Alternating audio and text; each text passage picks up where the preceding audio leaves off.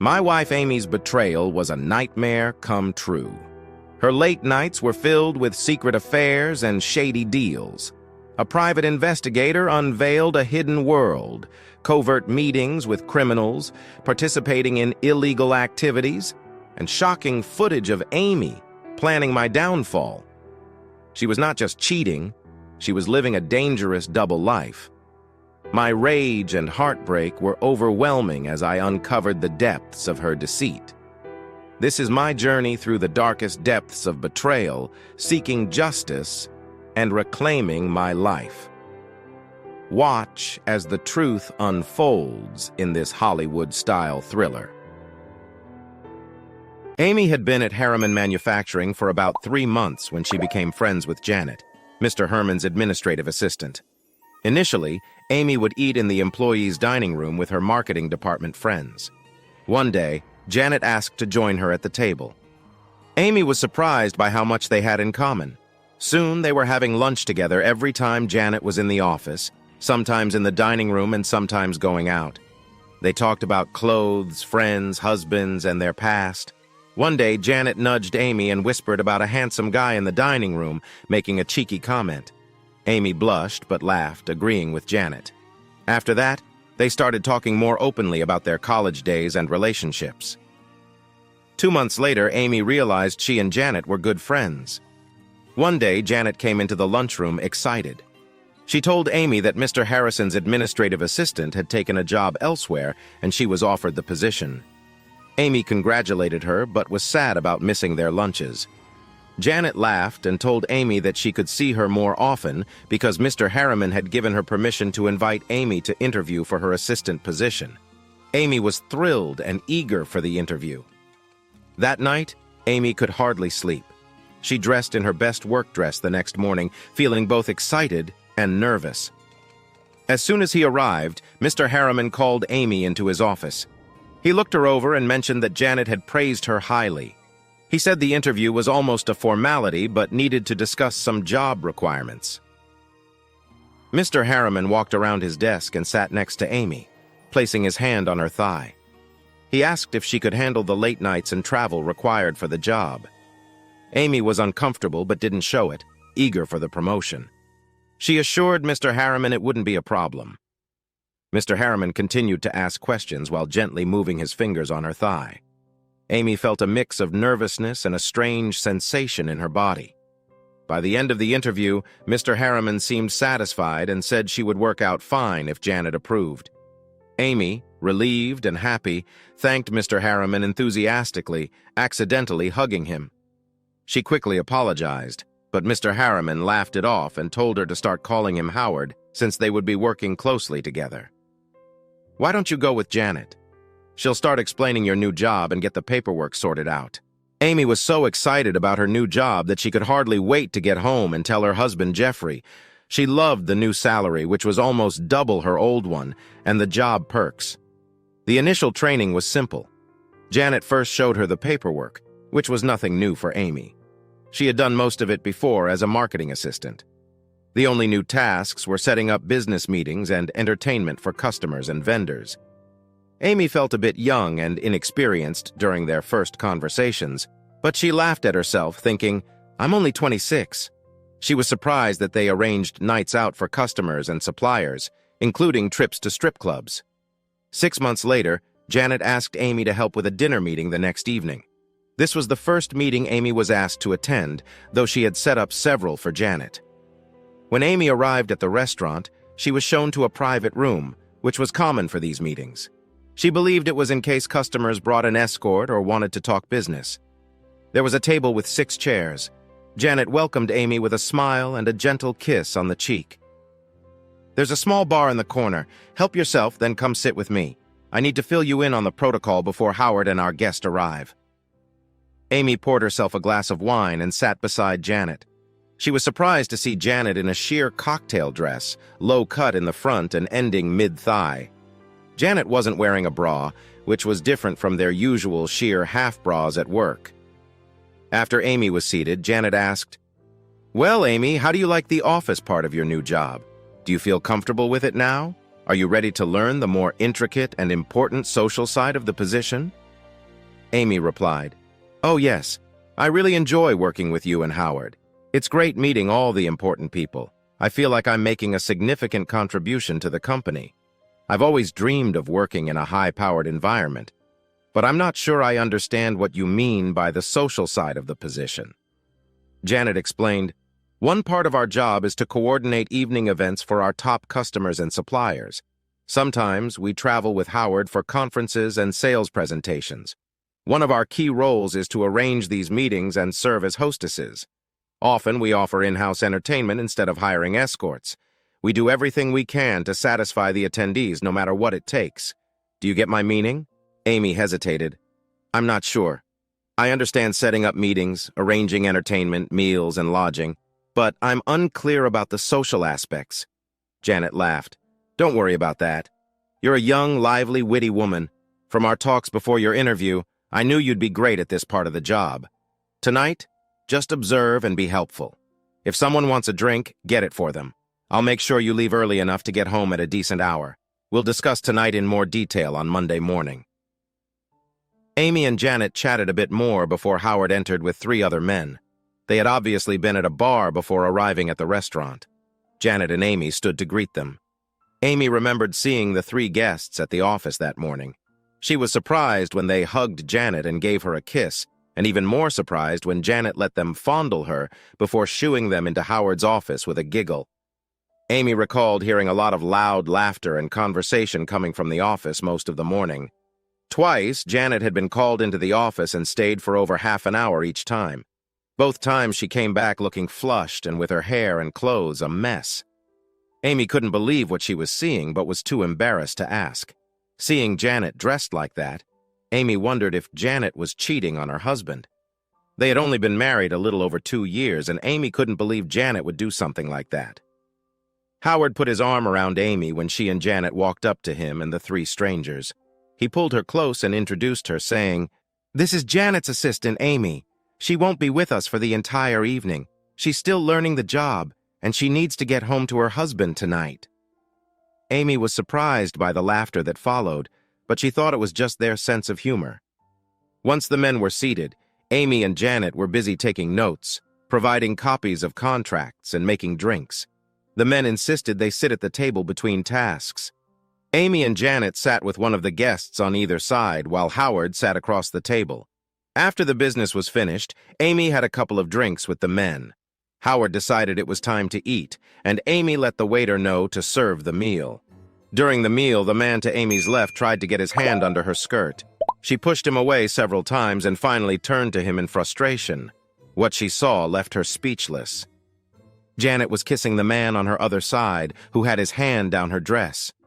Amy watched in shock as the man who had been bothering her placed his hand on Janet's bare leg and moved it under her dress.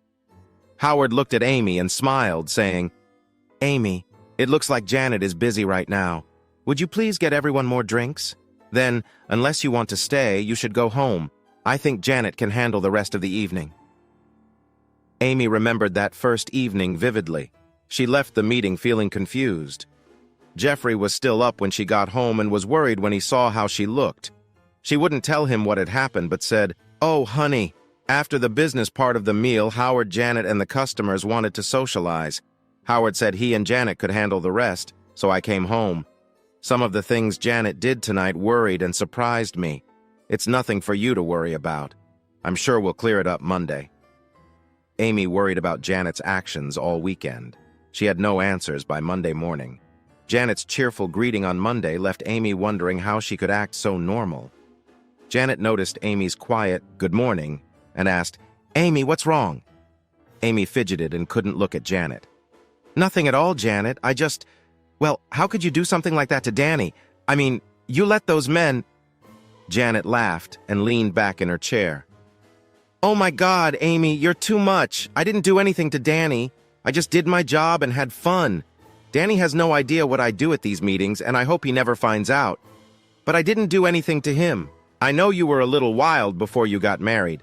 You told me how much you loved sex with different men and felt a bit sorry to end it when you got serious with Jeffrey. As my assistant, you can enjoy that excitement again and be paid well for it." Amy looked shocked as Janet continued. What you saw was me having a bit of fun while entertaining important clients. If I get some excitement out of it, what's the big deal? It didn't cost Danny or me anything. In fact, we both benefit. I get some excitement, and it leads to great sex with Danny afterward. I get so excited after being with businessmen that I almost wear Danny out. You should try it next time. Besides, studies show that 43% of married men and 27% of married women cheat on their spouses. Why shouldn't I have some fun too, since Danny probably is? Amy shook her head and said, I could never do that to Jeffrey. I just couldn't. Janet laughed and replied, Come on, are you telling me you didn't go home all worked up? I bet you were already excited before you even left the restaurant, and I bet you and Jeffrey had a great weekend, didn't you? Amy blushed and looked away. Janet asked again, Didn't you? Finally, Amy nodded and whispered, Yes, but I could never do what you did. Janet laughed. Nonsense. You told me you had a wild time at your bachelorette party before you got married. If you could have fun then, you can do it now. It's even safer at our meetings because no one will tell Jeffrey. But you don't have to do it. It's just a perk of our job. We get to meet important men who know how to have a good time. Don't worry about it. Just do your job and let me do mine. You'll be fine. If I'm wrong about you, let me know, and you can go back to your old job. Just promise you won't tell Danny. I like to let my hair down at these meetings. Amy almost screamed, Oh no, please! I don't want to go back to my old job. I like this job, and I want to move up in the company. I need the higher salary. I'll do my best to keep the customers happy. Amy felt guilty about what she had promised, but didn't want to betray her friend. She wanted the prestigious position so badly that she was willing to do anything to keep it. She admired powerful men and wanted to be around them. Amy promised to keep quiet and help Janet fully. Janet smirked as she turned to her desk and called Howard. It was touch and go for a moment, but I think she's on board now.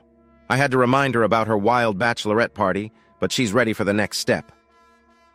After the morning break, Howard came into the outer office and stopped at Janet's desk. You two were great Friday night.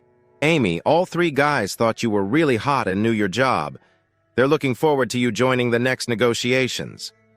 He turned to Janet and continued, Thanks to you, we got the signatures we needed early this morning. Here's your bonus for last night. Sorry, it's only $10,000 this time, but the contract is only for a year with options to renew. Are you going to do something special with this bonus or save it like the others? Janet smiled. What do you think? It goes into savings as always. After Howard left, Amy stared at Janet holding the cash. She had never seen that much money in cash before. You get $10,000? Janet laughed. Amy, if someone does an exceptional job, they should get a bonus. Howard thinks I was key in getting those signatures. The contract is worth more per unit than the industry norm. Why shouldn't he give me a bonus? And that's not all I got out of it. She giggled and winked at Amy. 3 weeks later, Amy was given the responsibility of setting up the next meeting. On a Tuesday morning, she was told to arrange a meeting for 4 men the following Thursday in a town over 1,200 miles away. She had to organize all the details for the hotel rooms, meeting room, meals, and drinks before leaving for home the Tuesday evening before their Wednesday flight. Janet suggested she bring something more appropriate than business attire to wear to the meeting. She also said, Honey, if you think you'll be late getting back to your room Thursday evening or if you'll be busy, you might tell Jeffrey that cell service is bad at the hotel.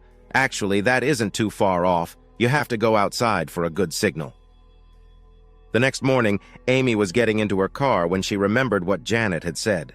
Jeffrey was about to get into his car too, so she called out to him, Oh, honey, I almost forgot. Janet told me the hotel we're staying at in Sacramento has really poor cell reception. It's a cement building and some meeting rooms don't have any signal. If you can't reach me, just leave a message or call the hotel switchboard. She got back into her car and drove off with a little smile. Jeffrey never asked which hotel she was staying at. Amy was so nervous on the day of the meeting that she could hardly function. After the room was set up, Janet pulled her over to the bar and poured her a strong drink. Drink up, honey. You look as pale as a sheet and you're almost trembling. This is just a business meeting with a little entertainment. Don't worry. We have 4 important men and Howard to entertain. We need you to be at ease. By the time the meal was finished and the drinks were flowing, Amy had relaxed. She and Janet had been busy delivering drinks to the men. At first, Amy tried to avoid their touches, but as the night went on, she started to enjoy the attention. After delivering another round of drinks, Amy sat between the two businessmen she had been talking to. She turned to ask the man on her right if he needed anything and gasped when she saw Janet with her two men. The man next to Amy noticed and said, "Looks like we need to join in, don't we, Amy?" He leaned in for a kiss, and Amy kissed him back. Then she heard Howard say, "What say we move this meeting to more comfortable surroundings?" All four men agreed, and they straightened their clothes for the walk to the elevators. Each woman stopped at the door to her room. Howard opened the doors and gestured them in. Amy and her men entered her room, and Howard followed, opening the door connecting the two rooms. Just before 1 p.m., Janet came into Amy's room looking tired but dressed in her business suit. "Amy, you have to get up and get dressed. Howard has the signed contracts and is on his way back to pick us up. We only have about 3 hours to check out and make our flight home." Amy groaned and forced herself to get up, her body aching. Janet guided her into the shower and packed her bags while she got ready. Amy was in her underwear when Howard knocked on the door. Janet opened the door for him. Amy screamed and tried to cover herself when she saw Howard enter. He laughed and said, "Come on, Amy. I saw everything last night. Why hide now? I was with you 3 times last night. Now cut the false modesty and kiss me." He pulled Amy close and kissed her deeply. Janet looked at Howard over Amy's shoulder and mouthed, "Bingo." Howard nodded and stepped back, saying, "Tasty. Now hurry up and get ready. We don't want to miss our flight." On the flight home, the girls got some sleep so they didn't look too bad when their husbands picked them up at the airport. Howard smiled and shook each man's hand, saying, "You guys should be proud of these two. I wouldn't have gotten the contract signed without them, and we got a better price thanks to their help. Now take them home and show them how much you've missed them." Amy couldn't look Jeffrey in the eyes that evening. She was scared he could tell she had been unfaithful. When Jeffrey asked what she had done during the trip, she said, "Oh, we had dinner with the customers and chatted a bit. Then I went back to my room." As she was saying that, Amy felt sick and ran to the bathroom to throw up. Jeffrey followed her, worried. "Honey, are you okay?" he asked. Amy was crying and throwing up, saying, "Yeah, my stomach has been upset since lunch. We had some greasy Mediterranean food and it's really upset my stomach. I'm really tired. I think I'll go to bed now." On Monday morning, Amy and Janet were talking during their break when Howard walked into the outer office. He smiled and handed out bonuses in cash. Janet received $15,000 and Amy got $10,000. Amy felt a rush of mixed emotions, remembering what she had done to earn her bonus. Over the next few weeks, Amy had to travel once or twice a month. She often worked late and sometimes had meetings on Saturdays. She didn't get a bonus for every meeting, but whenever the meeting resulted in income for the company, she did. Jeffrey was getting upset and complained about her long hours. 3 months after her first solo meeting, Janet came to work one morning looking very upset. She had been crying and continued to cry on and off all morning. Just before lunch, Janet told Amy she might be late because she had a doctor's appointment. Janet didn't return to work that day. The next morning, Janet arrived looking like she hadn't slept at all. As soon as Howard came in, she gave Amy a small smile and walked into his office, staying for over half an hour. When she came out, she had been crying again and looked pale. She told Amy, "Howard wants to see you." Amy walked into Howard's office. He pointed to a chair and said, "Close the door." After she sat down, Howard leaned back in his chair and sighed. "Amy, Janet is leaving for a new job next month. I know you were learning from her and she would have been promoted, but something came up and she'll leave sooner. Do you want her job as my administrative assistant? There will be more late nights and trips. Do you think Jeffrey will be okay with it? You'll be working about a third more hours and traveling more." Amy was shocked by Janet's sudden departure and excited about the new position. The salary was double what she was making, and the bonuses were much larger. In just a year as an assistant, she had saved about $100,000 in bonus money. She had intended to tell Jeffrey about it, but couldn't think of a way to explain the cash, which she hadn't reported for taxes. She thought if Jeffrey ever found out what she was doing, she might need the extra money if he divorced her. The new position would help her add to her secret stash quickly. Janet's bonuses were much higher than hers for each meeting. After discussing the transition with Howard, Amy walked back into the outer office. Janet's eyes were bloodshot, and she held a damp tissue. Amy wrapped her arm around Janet and asked, "What's wrong, Janet? Is there anything I can do to help?" Janet shook her head and whispered, "I'm pregnant. Danny and I have been planning to start a family, but I'm not sure it's his. I think I got pregnant at the first meeting you set up on the coast. I had forgotten I was off the pill until it was too late. The timing is wrong for this to be Danny's child. I don't know what to do. If I get an abortion, I'm afraid Danny will find out. If I don't, I'm afraid it will be obvious the child isn't his. What am I going to do?" That night, Amy went home early. She could hardly wait for Jeffrey to get home so she could tell him about her promotion. Unfortunately, he was far from happy. He asked, "Is there any way you can get out of it? I hate you being gone so much, and I don't want you to be gone more. Why don't you quit or change jobs?" Amy was angry and shouted, "Oh, it's okay for you to have late business meetings and work 50-plus hours a week, but I can't? My job is as important to me as yours is to you. Besides, I'm meeting important, powerful men who can help us get ahead and out of this little town. I'll be making the same amount as you now with the same responsibilities. You have to work late and travel, and so do I. If you can't be happy for me, live with it. If everything goes well, I should be in a job that requires a lot less travel and late nights in a couple of years, and then we can enjoy the things we used to do again." Things were tense for the next several weeks. Jeffrey was still unhappy with Amy's job and her long hours. He was especially upset because their sex life had taken a downturn. Amy now came home very late 1 or 2 nights a week, but Jeffrey managed to adjust. What really bothered him were the weekend meetings. At least once a month, Amy had to stay over the weekend for a meeting away from home or leave early on Sunday to get to one on time. He couldn't understand why and never got a satisfactory answer from her. After Amy had been in her job for 6 months, she came home one day looking upset. Her eyes were red from crying and she was holding a wet handkerchief. Jeffrey walked over and asked, "Amy, honey, what's wrong?" She hugged him tightly and said, "I had a drink after work with Janet and she told me Danny is divorcing her. She got pregnant and had to find a less stressful job when I got the promotion. When she had the baby, it was black. Danny was in the delivery room with her, and when he saw the baby, he looked at Janet and said, 'You're cheating. You and your spawn can go to hell.' He walked out and hasn't seen her since. He didn't take her home, and when she got to the house, the locks had been changed. She was served with divorce papers at work, and he refuses to talk to her." Jeffrey asked, "How did she get pregnant? I mean, was she cheating? The few times I met her and when we went out with her and Danny, she seemed so in love with him. I'm surprised she even found time to cheat if she was as busy as you are." Then it hit him. Those business trips and late nights. She was cheating on Danny, wasn't she? Why did you put up with that? Jeffrey stopped and looked at Amy in shock. Amy felt her stomach clench and her knees began to shake.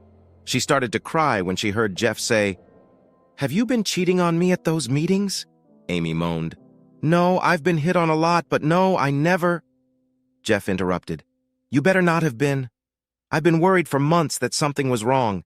If I ever find out you cheated on me, it's over. You'll be out that door with nothing, just like the prenup says." He turned and walked back into the den while Amy cried. The next morning, a Thursday, Amy was opening the door to the garage and yelled to Jeff, "I'll be late again tonight, honey.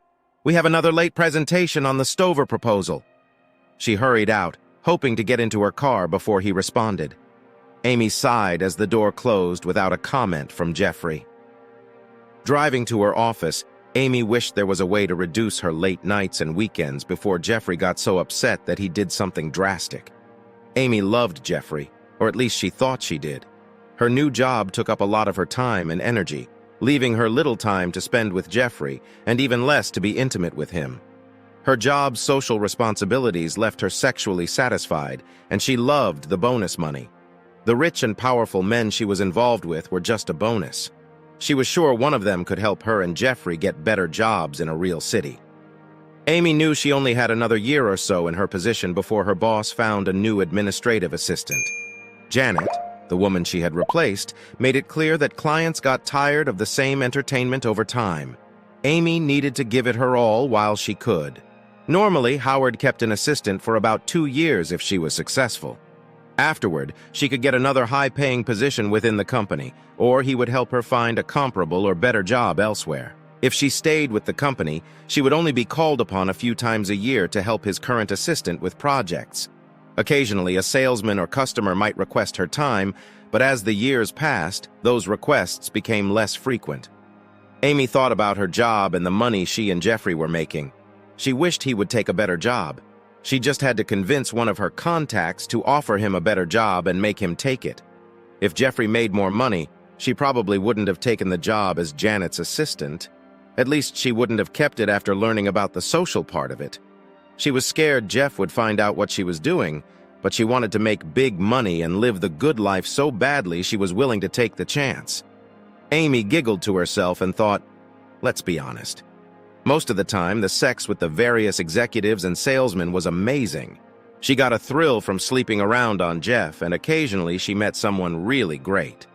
Of course, she hoped to use her friendships with some of the movers and shakers to get better-paying jobs for herself and Jeffrey. She sighed. Jeffrey was a business analyst with an MBA from Wharton, yet he was only making $64,000 a year working for that small company in his hometown. Sometimes she wondered why a feed and farm supply store needed an analyst. She had tried repeatedly to get him to leave and take a better job, but he always refused. When Amy got home, she found a note from Jeff. He told her he had to go to Steelville to consult with the management of the feed and farm supply store. He knew she wouldn't take off work in the middle of the week, so he just packed and left. His note continued, "Since I'll be home for the meeting, I think I will spend a few days visiting the folks. I'll probably be home early next week. If you need me, call my cell or Dad and Mom. I'll probably stay with them or in one of the cabins at the resort." Amy clenched her jaw in anger. She didn't know what he saw in that small town. The population of Steelville was just over 1,000. The next larger town was 25 miles away and only had about 10,500 people. That's why she insisted they work in Springville. At least Springville was big enough to have some nightlife. Not that they went out much. Even before she took her new job, Jeff refused to go out often. She had to force him to join the country club, and then he almost never went.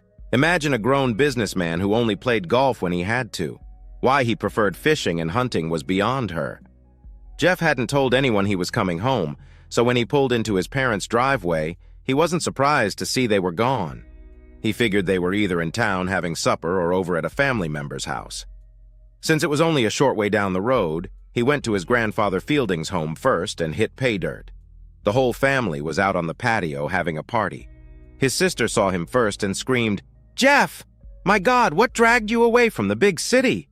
She ran up to him and gave him a big hug. The rest of the family wasn't far behind. Everyone was glad to see him. After the greetings, Jeff asked what the party was for. They told him, and he was embarrassed. He had forgotten it was his sister's baby's second birthday. Jeff sank into a chair with a sigh and gratefully drank down the shot of Glenlivet his grandfather handed him. He held his glass out for a refill as he started to relax, even with the children's screams and laughter. He could hear the nearby stream flowing over the rocks on its way to the swimming hole. From time to time, Jeffrey caught his grandmother watching him. Once, he saw her whispering to his mother, father, and grandfather Jim. The party slowly wound down, and everyone left except for Jeffrey, his grandparents, and his parents. They all pulled up chairs and faced him. His grandmother spoke for the group. "Okay, son, out with it. You come here in the middle of the week without your wife and look like someone stole your favorite toy. Now cut the crap and tell us what's wrong in Springville." Jeff stared at the old woman in shock.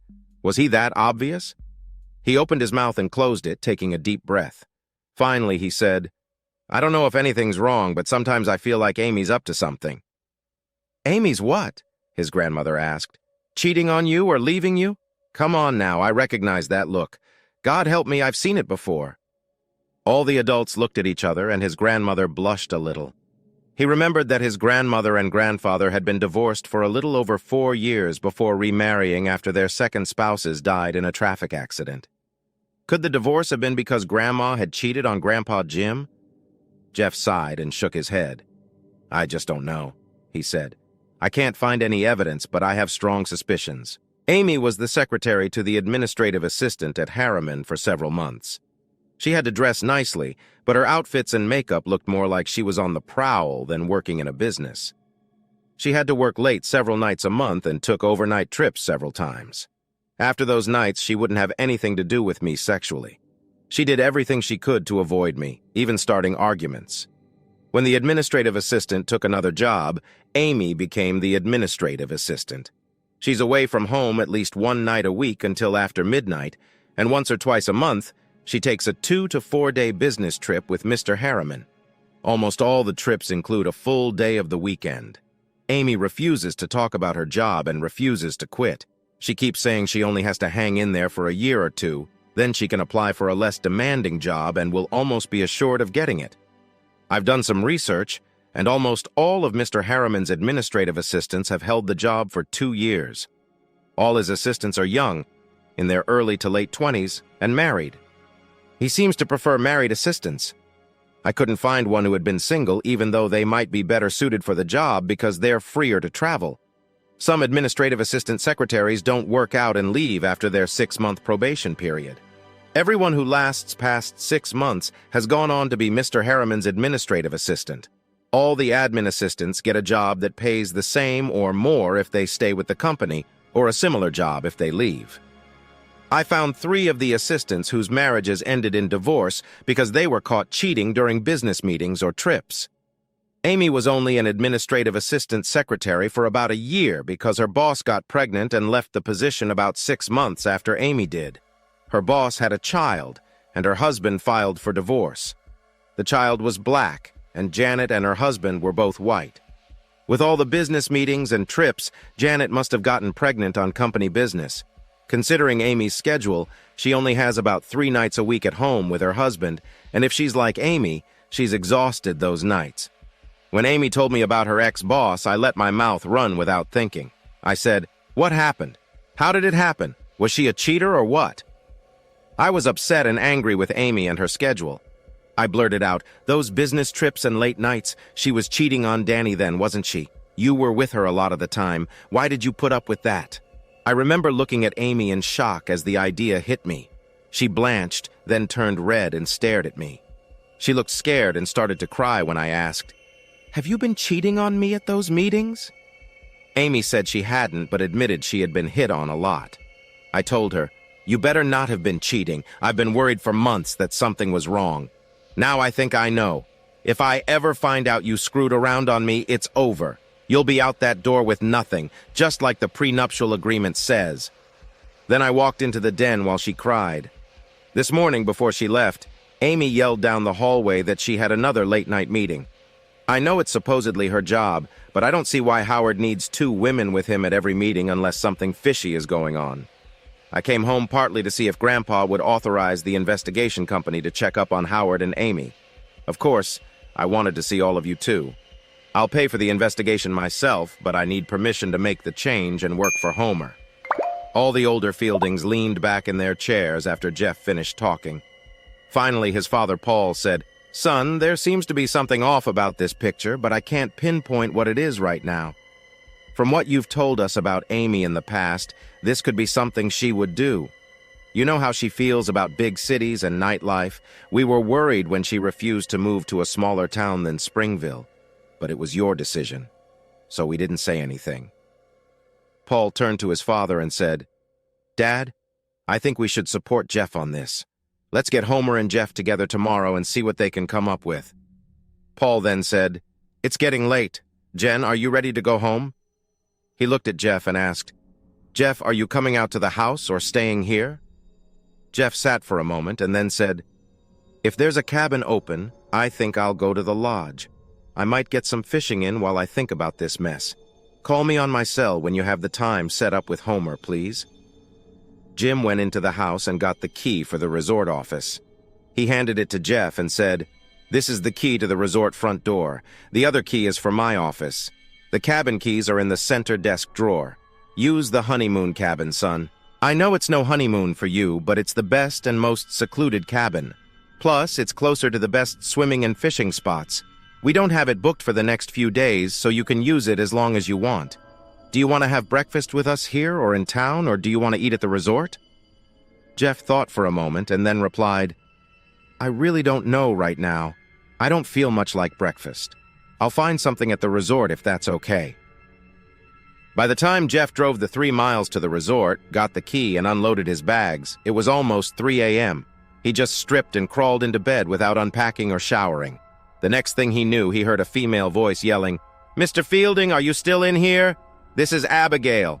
Your father tried to call you, and when you didn't answer your cell, he called the office. He says your meeting is set for lunch. You need to be in the cafe at 12:30 if that's okay." Jeff heard footsteps coming toward his bedroom and hurriedly reached for the bed sheet to cover himself. He stared at the very lovely woman who walked through the door. She blushed, and he realized she had seen him before he got completely covered. "I'm sorry, Abigail. I wasn't expecting visitors and, well, you caught me off guard." Abigail giggled and said, "That's okay, sir.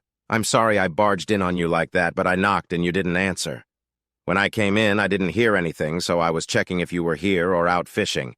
Your father said you might be on the river."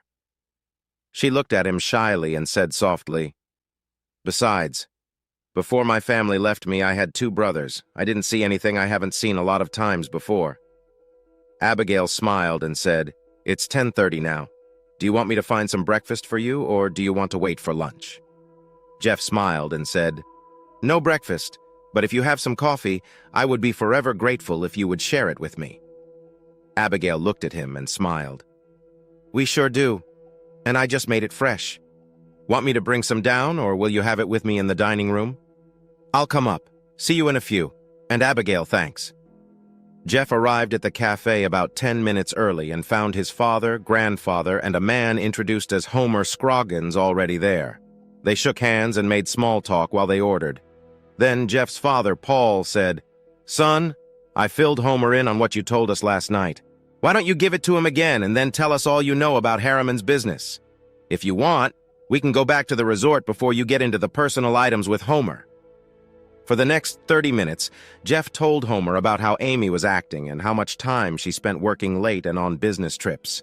He shared the small amount of information he had uncovered about the past administrative assistants and their secretaries. Jeff was surprised he didn't know more about Harriman's business and vowed to remedy that when he returned home. All he knew for certain was that they printed all types of business forms. He was in the business of looking up companies and analyzing their reports. It would be more difficult since Harriman wasn't publicly traded, but he could get a lot of information on them. He promised to gather that information and get it to Homer within a week. When they got back to the resort, Jeffrey invited Homer into his cabin and offered him a drink before they started. Homer said, "No thanks, not right now. But if you want one, feel free. As you know, I recorded our talk in the cafe, and I would like to record this one. Do you mind?" Jeffrey sighed and said, "No, go ahead." Homer then said, "Okay, Mr. Fielding, please tell me everything you can about your wife, Amy, her job, and her responsibilities. I also need to know about her friends and clubs, as well as anything unusual you might have noticed over the last few months. Please don't leave out anything that might be related." Jeff sighed and began. "Well, Homer, I met Amy in the fall semester of my last year in college. She was going to finish her bachelor's degree in May, and I was going to finish my master's degree the same month. I was the teaching assistant for a business class she was taking. She was beautiful, witty, and always had a large group of friends, both male and female. I was mesmerized by her, but at first I tried to keep my distance as I felt an instructor should. To this day, I'm not sure if she really had trouble with the coursework or if she was pretending, but she kept coming to me for help, and I would give it to her. At first, we met in the library, but after a few sessions, we would go to a local hangout to continue our conversations or just relax with a beer. Before long, we started dating. I loved so much about her. I fell deeper and deeper under her spell. Amy was caring, kind, and considerate. We seemed to like the same things. We both enjoyed the same type of food and movies. We had similar outlooks politically and socially. We danced and partied with the best of them. As we became more attached, she cut back on going out with her friends until we spent almost every night together. By Valentine's Day, I was madly in love with her. After a romantic meal, I asked her to marry me. She agreed, and we set the date for June 13th after we graduated. Everything went great. Her family liked me, and I liked them. The only problem seemed to be with my family. For some reason, none of them were as enthralled with Amy as I was. They all told me she was witty, charming, and brilliant, but my grandmother especially warned me to watch her, saying she didn't think Amy was right for me. When I told them I was going to marry her, they all supported us. I don't know if I didn't tell Amy about my plans after graduation or if she ignored me, but when I let her know I was going to work for the family firm and move back here to work, she got upset. She said there was no way she was going to live in this small town and that I needed to rethink my career plans. She had worked hard to get out of the little town she was raised in and didn't want to end up in another one. This was our first serious fight and almost caused us to break up. Finally, I agreed to compromise. I would work for the firm, but we would live in Springville. She wasn't happy with that because she thought Springville was too small, but she accepted it. After we moved to Springville and she found her first job, the old Amy seemed to return. She was happy and carefree again, and we had so much fun. She would go out with friends occasionally, but usually we went to dances and social events almost every weekend. She insisted we join the country club so we could meet the right people and network better. After a year, she began hinting that we needed more money and a better job. She said we had met enough people that I could find a higher-paying job with some of the larger companies in Springville or another city. I was living on my salary from our company plus what Amy made. We were saving money, but she wanted more. Amy always wanted to be with the big fish, go to expensive resorts, and travel the world. Large cities and nightlife excited her. She loved meeting people she thought were rich and powerful. I guess I messed up by not making sure she knew I preferred spending my spare time fishing and visiting friends and family. I sometimes feel her need for excitement is causing her to stray. When she became Janet's secretary after about 6 weeks, she started wearing more expensive and revealing clothes. By the time she had been in the new position for 6 months, her entire wardrobe had changed. It was still okay for business, but pushed the limits of what was appropriate. Her skirts were shorter, and her blouses were thinner and sexier. She didn't own any business slacks. I questioned her about this and told her it made her look like she was trying to attract men at work. That made her very angry, and she avoided me for several days before we resumed being intimate. Before Amy was promoted to administrative assistant, we had sex 4 to 6 times a week. After she became Janet's assistant, it dropped to 2 or 3 times a week. Now that she is Howard's assistant, I'm lucky if we have sex once a week. She seems to avoid me as much as possible when she comes home late from work. I'm not even allowed to see her nude or touch her on those nights. She says she is too tired and needs to relax. It's even worse after her long trips. Homer sat quietly, reviewing his notes and occasionally asking questions to fill in the blanks. Finally, he said, "Okay, Jeff, with the addresses and signed releases you gave me at the cafe, I think I can get started. If I need anything else, I'll call you." Jeff tried to relax, but all he could think about was Amy and their problems. By Sunday afternoon, he decided to return home. Before leaving Steel Village, Jeff called Amy to let her know he was on his way back. His family didn't want him to go so soon, but understood. The closer Jeff got to home, the more nervous he became. When he pulled into his driveway, there was a strange car in front of the garage door on Amy's side. Jeff parked and walked into the house carrying his luggage. He saw Amy's boss, Howard, sitting in the living room. Amy was nowhere to be seen. When Howard saw Jeff, he stood up and said, "Jeffy, we need to talk. Leave your luggage there and come in here for a few minutes. We need to straighten some things out. Then I'll let Amy fill you in." Jeff was immediately furious. Not only had Howard called him Jeffy, but he was also giving him orders in his own house. He walked into the living room and confronted Howard. "I don't like being called Jeffy, Howie, and I especially don't like being ordered around in my own house. I suggest you leave before I throw you out." Howard laughed and sat back down. "You can try to throw me out, but I don't think you're man enough to do it. If you don't change your attitude, you'll be in a world of hurt. Now sit down and shut up while I explain how things are going to be from now on. Your attitude has upset Amy, and because of that, she messed up a very important contract for me on Friday evening. I lost a deal worth several $100,000 because she couldn't focus on the negotiations. I had 3 very unhappy visitors this weekend, and you're to blame. I want you to ease up on Amy and let her do the job I hired her to do. She is one of the best assistants I've ever had, and her negotiating skills are top-notch. Your accusations and demands are messing up her ability to concentrate, and I will not allow that to continue. You have a small-time job for a minor company and think you're in control.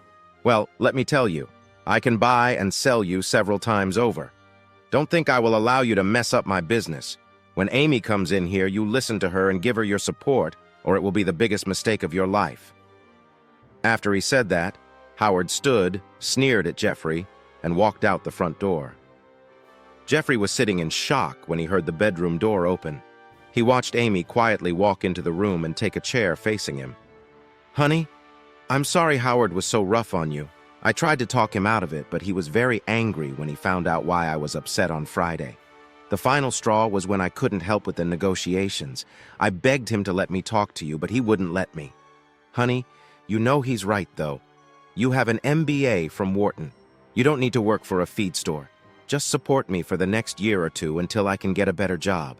Then we can leave this town for a larger city where we can make real money. I'm making contacts that can help you get a powerful position in a good company. Howard says if you don't leave things alone, he will ruin you, and honey, he can do it.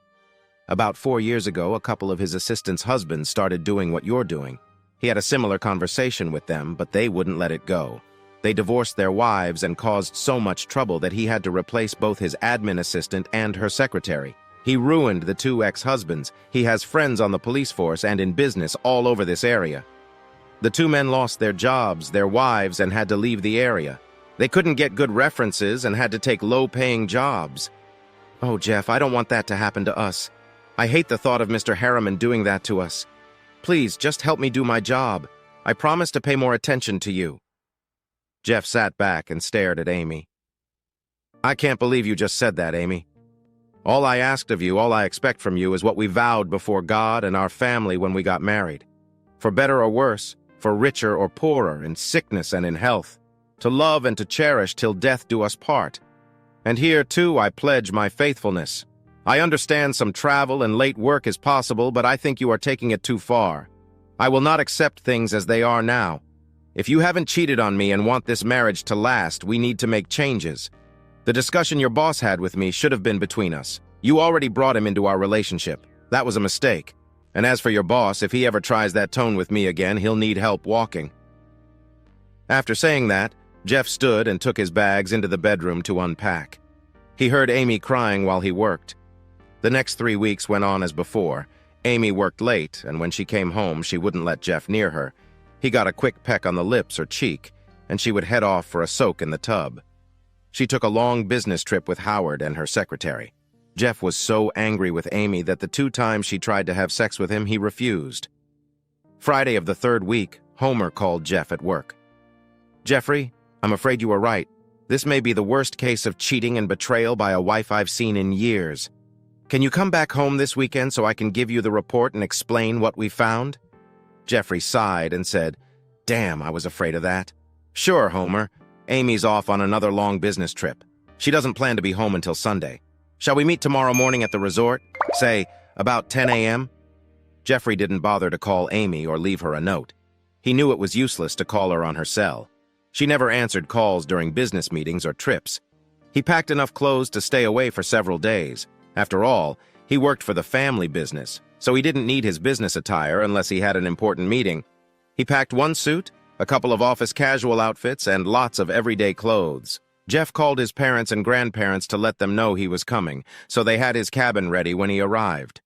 Grandpa Jim and his father Paul met him at the resort.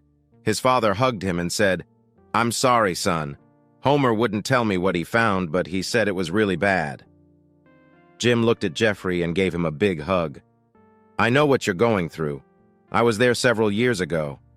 I'll be around after Homer leaves, or if you want, I can sit in with you." Jeff thought for a moment and said, "What the hell? I'm sure this is the end of my marriage, and if Homer has what I think he has, I really don't care if Amy is embarrassed. If she cheated, the marriage is over. So what do I care if you see some evidence? Come if you want to." After that, they settled Jeff into his cabin and all went back to the main house for supper. Afterwards, they sat on Jim's patio with their drinks and watched the sun go down. Jeff sighed and said, "You know, I really miss this.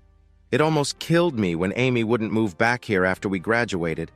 If I hadn't loved her so much, I think I would have come home without her, and we wouldn't have even gotten married.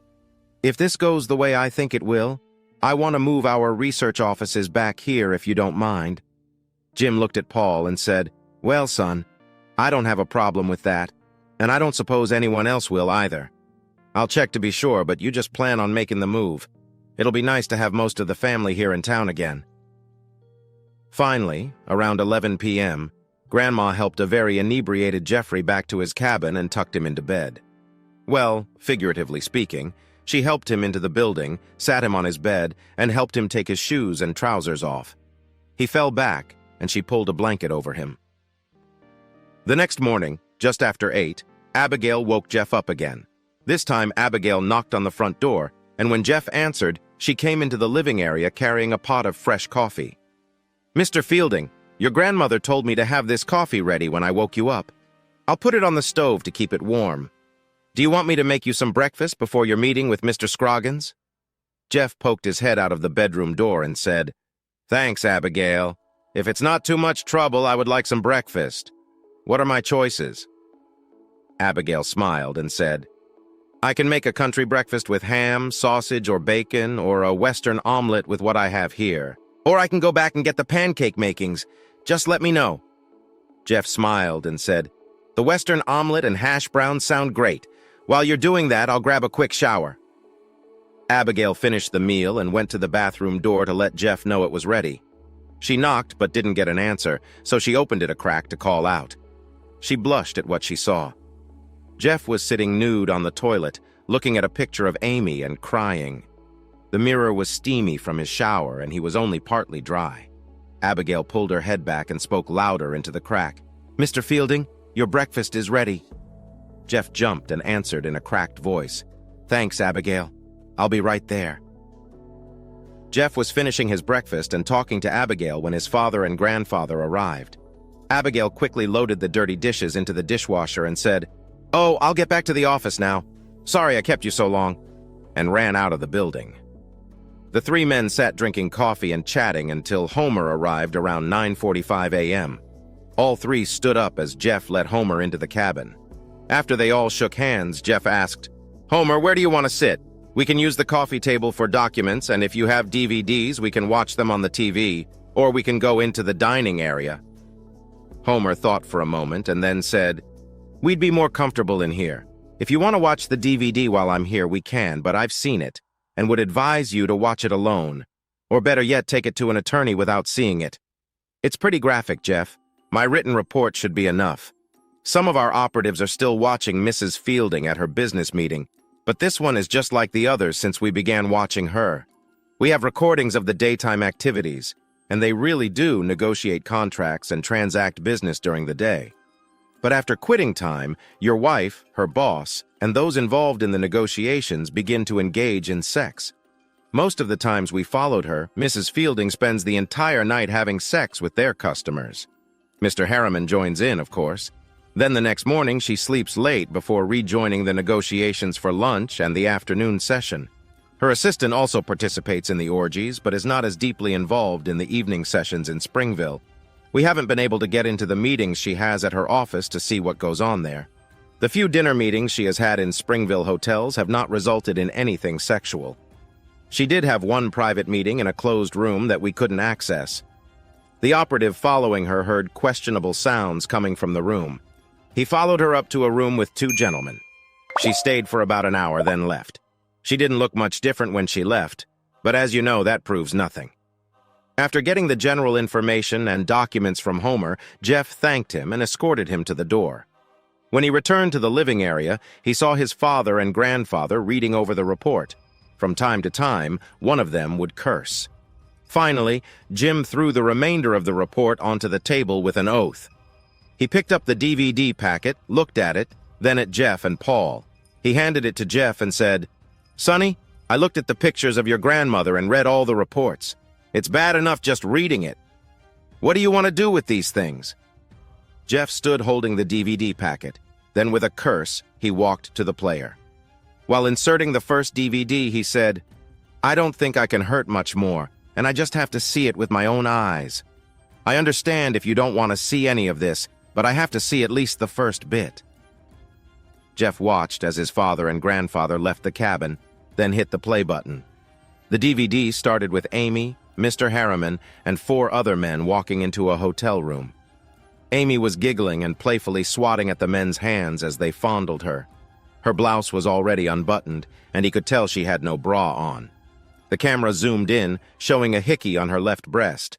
The date stamp on the DVD showed this was taken the week after he had authorized the surveillance. When the door closed, Amy turned and wrapped her arms around a distinguished older man.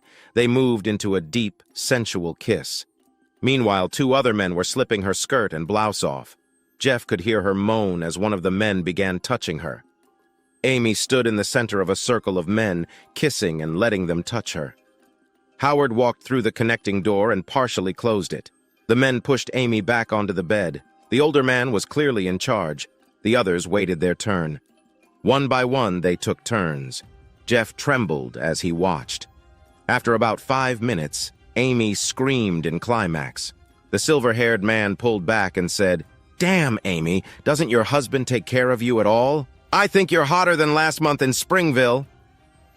Jeff sat in silence for a while, then stood, replaced the DVD in its envelope, and poured himself a glass of Glenlivet. He walked to the porch and was startled to see his grandfather waiting for him. He felt embarrassed as tears ran down his cheeks. Jim stood and put his arm around his grieving grandson. "Son, I know how you feel. I watched your grandma cheat on me and tried to forget it with Glenlivet. It just doesn't work. Have your drink while we talk and let it go. Do what you have to do and move on." Jeff looked at his grandfather and said, "I need the name of a good divorce attorney. I may need a criminal attorney too. I'm going to make them pay for this. He came into my house and threatened me. He took my wife from me. By God, he's going to pay." Jim thought for a moment and asked, "Did you know any of the men?" Jeff shook his head and said, "Only Amy's boss. I have the first names of the 4 from the week after I was here. I haven't looked at any other DVDs, but I don't expect to know them. She apparently only sleeps with customers. I doubt any of our friends were involved." Jim said, "You let me worry about getting even with Howard. I think I can hurt him more than you can without laying a hand on him. Focus on the divorce and what needs to be done. I'll check on Harriman and his friends." Jim pulled out his cell and dialed a number. "Homer, it's Jim Fielding again. I've got another job for you. Take the information you got for Jeff and find out the names of the men in the pictures. Get everything you can about them. Their wives' names, addresses, jobs, clubs, everything. We're going to teach them not to mess with married women." I could hear the DVD while Jeff played it. They were laughing and talking about Amy's husband not taking care of her. They knew she was married. "We're going to hit them in the pocketbook." Jim thought some more and made another call. "Steve, it's Jim Fielding. I know it's the weekend, but how would you like to come out to the resort and talk to my grandson? He needs a good divorce attorney. I know you do a good job. Bring your wife, too, and I'll feed you both and make sure you get the good booze and wine. We're in the honeymoon cabin. See you in about an hour." After the calls, Jim looked at Jeff and said, "Let's sit on the back deck and watch the river while we wait for Steve. He's semi-retired, but he did a damn good job for me. When we're done, those men will wish they had never messed with this family." Jim and Jeff were sitting on the back deck when they heard a car pull up in front of the cabin. A distinguished older man walked around the side of the cabin and saw them. He looked at the bottle on the table and said, "Hell, you didn't even wait for me before getting into the good stuff. Pour me a stiff one and then let's get started. I've got my recorder ready to go. When you start, I'll turn on the recorder to get the whole conversation on tape." As they poured Steve a drink and settled in, they heard a car drive off. Jim started to go check, but Steve stopped him. "Relax," Steve said. "That'll be Jolene going over to your place. I told her if I didn't come out, she should head over there. Now give me that drink and let's get started. I want to get the business out of the way so we can get to some serious drinking." Jim laid out the basic problem, and then Jeff filled Steve in on the details. After hearing everything, Steve leaned back in his chair, deep in thought. Then he asked, "Well, what exactly do you want out of this, Jeff? We can go for the jugular or take a quieter route. I know you're hurting, but think carefully. Sometimes revenge backfires." Jim opened his mouth to respond, but Jeff spoke first. "I have an airtight prenuptial agreement with Amy. I want to follow it to the letter. It says if either of us is caught cheating, they leave the marriage with only what they brought into it. Anything accumulated after the marriage becomes the sole property of the innocent party. If both cheat, we split the marital assets. I haven't cheated, so I want it all. I think your partner wrote the agreement because you were out of the country." Jeffrey smiled and took a sip of his drink. "That prenuptial agreement might be the best thing Amy ever did for me. I was so in love with her I would have married her without one, but she insisted because she had family members who cheated and got divorces. She felt the injured party deserved a pound of flesh. She even said that if she caught me cheating, she deserved it all. Now, after the way she's disrespected our family business, I think she deserves what's coming." Steve, excited, said, "We have a copy of the prenuptial agreement. We wrote it for you. If Solange wrote it, it has teeth. I'll check the files. When do you want this to happen? Do you want to talk to her first?" Jeff thought for a moment and replied, "The sooner the better.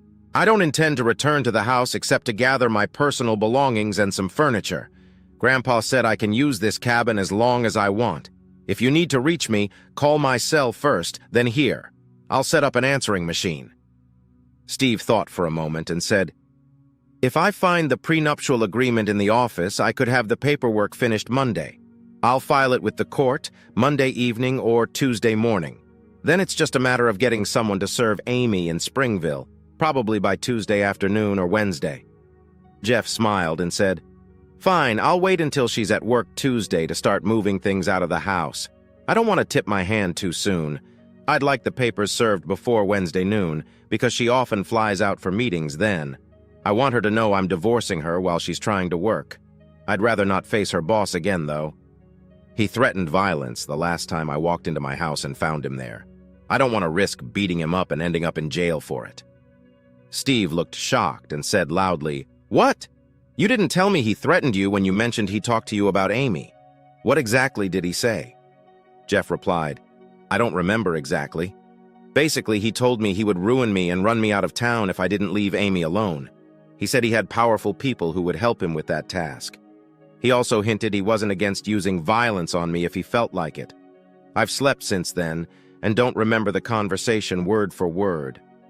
Steve looked at Jeff and said, "Before you go home, I want you to get a small recorder. You should have it with you at all times. If you talk to Amy, her boss, or anyone else involved in this mess, record it. We might get something useful. I'll tell Homer to keep up the surveillance on Amy, your home, and her business dealings." Jeff stayed in Steelville until early Tuesday morning. Then he took the resort's box truck back to his home. One of his cousins went with him to help load the vehicle. Things didn't work out exactly as Jeff had hoped. Steve must have been very efficient because Amy came tearing into the house shortly after 4:30 Tuesday afternoon. Jeff hadn't finished taking the things he wanted, and she caught him. His cousin was in the backyard shed packing Jeff's tools, so Amy didn't see him when she saw Jeff carrying a box to the truck. She jumped in front of him, crying, "Jeff, how could you do this to me? Just because I told you my job was as important as yours and refused to quit? Now you think you can divorce me? And what's this about you getting all the marital assets? I worked hard for those things, just like you did. And you better believe I intend to get my share if you insist on this divorce." Jeff looked at her in disgust and said, "Amy, I'm just following the letter of the prenuptial agreement you insisted on and we both signed. Get your copy and read it if you don't believe me. In fact, I'm being generous. I'm not taking all the furniture. You can have what I leave if you want it. Otherwise, I'll sell it with the house." Amy was furious. "We'll see about that. You just screwed up big time, Jeff." She stepped aside and made a phone call. Jeff heard her say, "Howard, I just got home and found Jeff loading a truck. He insists on following the prenuptial agreement. I guess we have to hit him with the sledgehammer after all." "Okay, I'll wait." Amy walked to the front porch and sat in a chair, watching Jeff as he loaded the truck. He was about to walk behind the house for another load when Howard's car screeched into the driveway. Howard jumped out before the car had fully stopped and ran toward Jeff, yelling, "You damn little pissant! I told you not to screw with me. You've done it now. You have Amy so upset it's affecting my business. You better have deep pockets, boy, because I'm going to hire a good lawyer and break that prenuptial agreement. We'll take everything you have. When I'm done with you, you'll be lucky to have the clothes on your back. No one screws with my business or me. You're going to pay. I told you if you couldn't handle Amy's success, you should just quietly divorce her and leave. But you had to go macho on us, didn't you? You've screwed up royally now. I'm going to beat you up like I promised. Then you're going to unload that truck and get out of here." When Howard swung at Jeff, Jeff ducked, grabbed his arm, and threw him over his shoulder. Jeff held onto the arm and heard the cartilage pop when it came out of the socket. Howard would be lucky if that was all that happened. Jeff landed 3 punches on Howard's face and kicked him twice, once in the ribs and once in the crotch. Jeff looked up to see his cousin Joe filming the altercation. They had brought the camera and recorder just in case, and now they were both glad they had. Jeff left Howard lying there and returned to the backyard for another load. When he came back, Amy was helping Howard up. She looked at Jeff, her face white, and hissed, "You asshole, how could you?" She helped Howard to his car and they drove off, probably to a hospital. Jeff and Joe finished loading the truck and left. Before they reached the end of the street, a patrol car stopped them. 2 officers approached the vehicle with their hands on their weapons, ordering Jeff and Joe to get out. They were searched, cuffed, and read their Miranda rights. The lead officer said, "You are under arrest for assault, battery, and burglary." At the police station, the camera and all their possessions were taken. Jeff had left the recorder inside the truck in his jacket pocket. Since it was after closing time, Jeff used his one phone call to contact his father. When Jeff explained what had happened, his father was furious.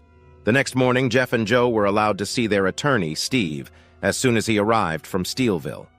Steve grinned and said, "Can't you two stay out of trouble? Now tell me exactly what happened and we'll get you out of here as soon as we can. Your preliminary hearing is scheduled for 11 this morning." At the hearing, Steve explained to the judge that there was a divorce in progress, and Jeff was merely removing some of his personal items from the premises. He stated that since Jeff owned the residence, there could be no burglary. The judge considered this, but the prosecutor said, "Your Honor, there is a restraining order in effect, keeping Mr. Fielding 500 feet from Amy Fielding, her residence, and her workplace.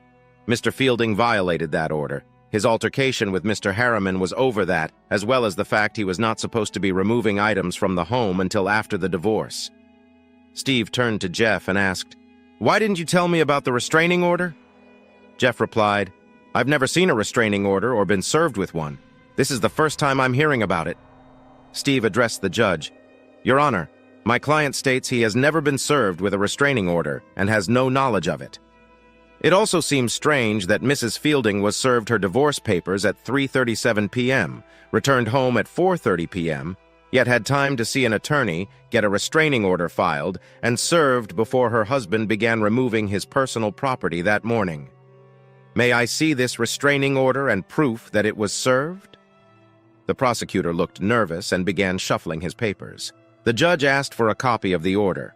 The prosecutor said, "Your Honor, I don't have a copy with me. Mr. Harriman assured me one was in force and he would see I got a copy.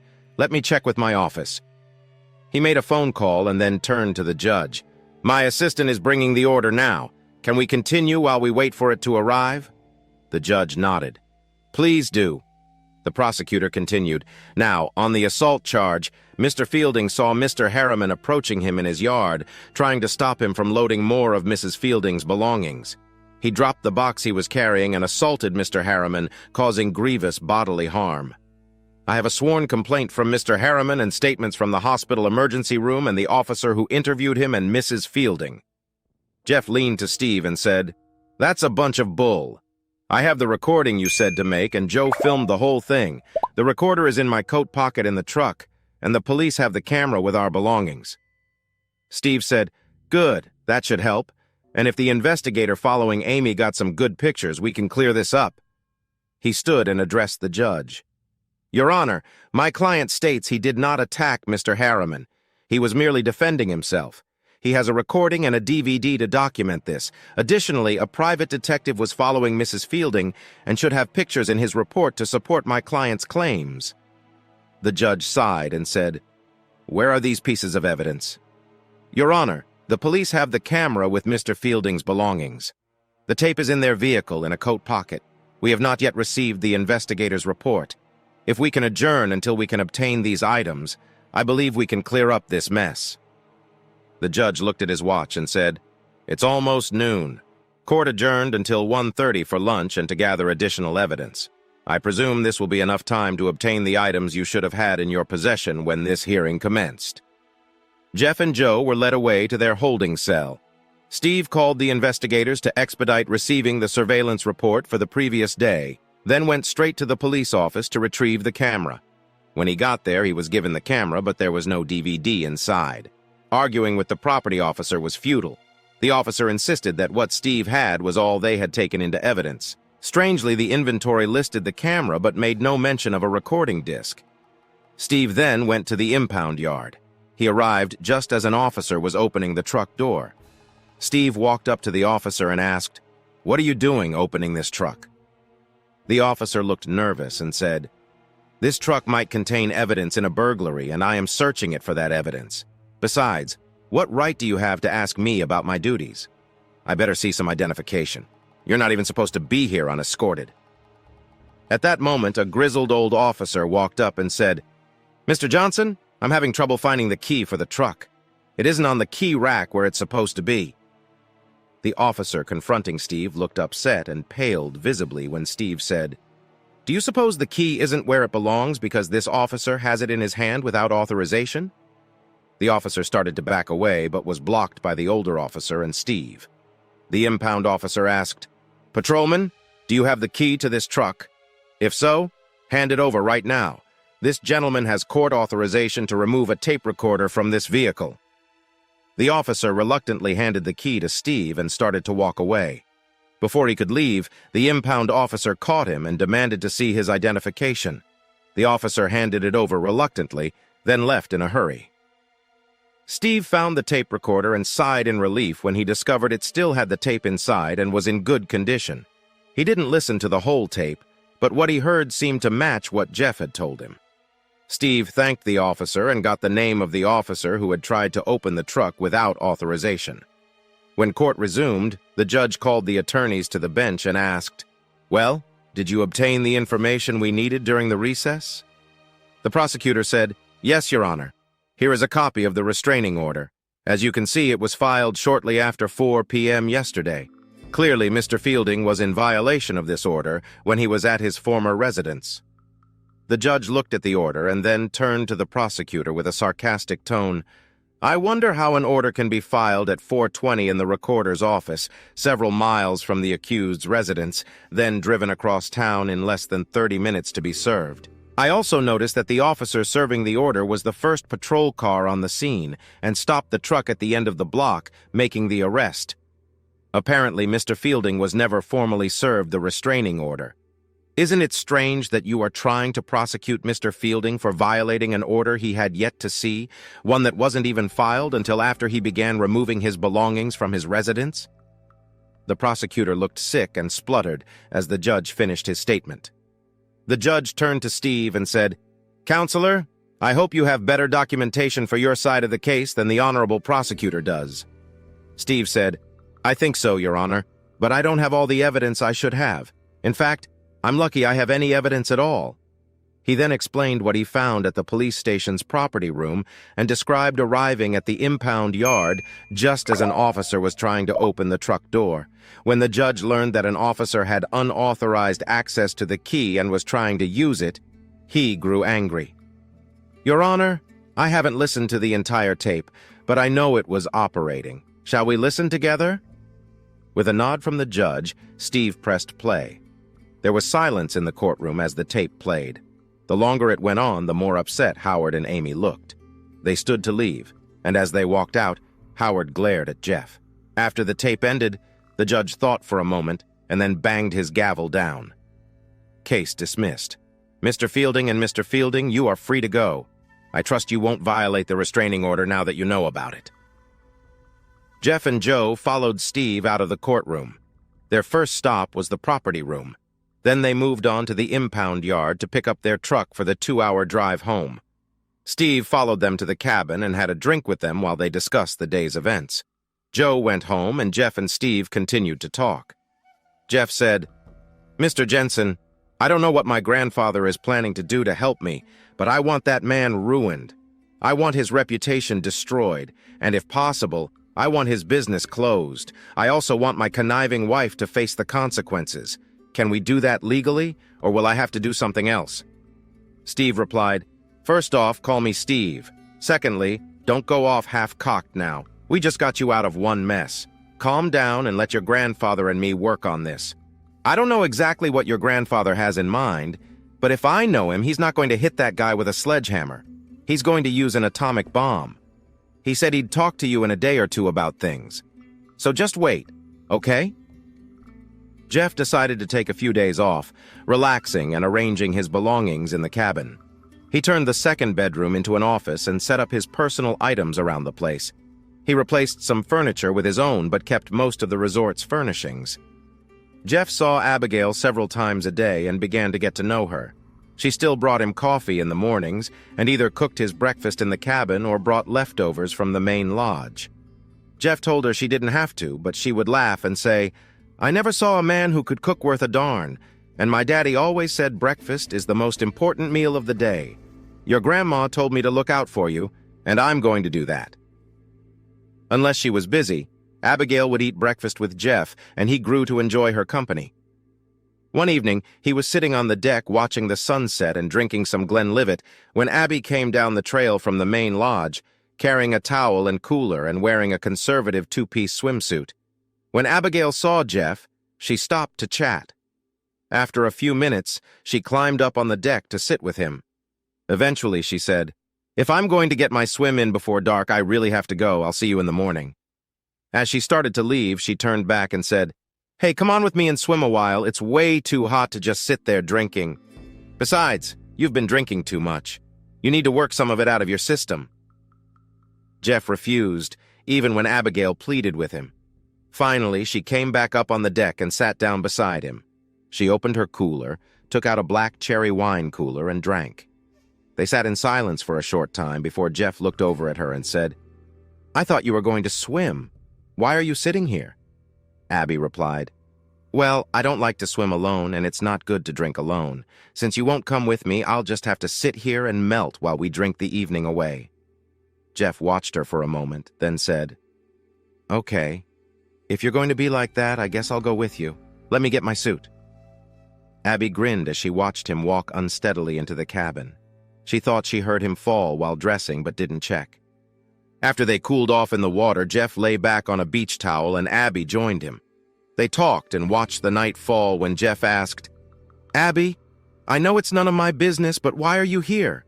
I've heard you say your folks moved and left you, but why didn't you go with them? And why aren't you going to college? You're intelligent, and yet you're working here."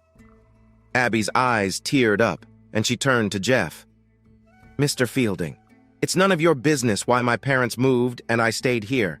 And if you can't drop it, find someone else to swim with. For your information, I am going to college. I take 1 or 2 courses a semester and do well in them. I'd like to take more, but that's all I can afford.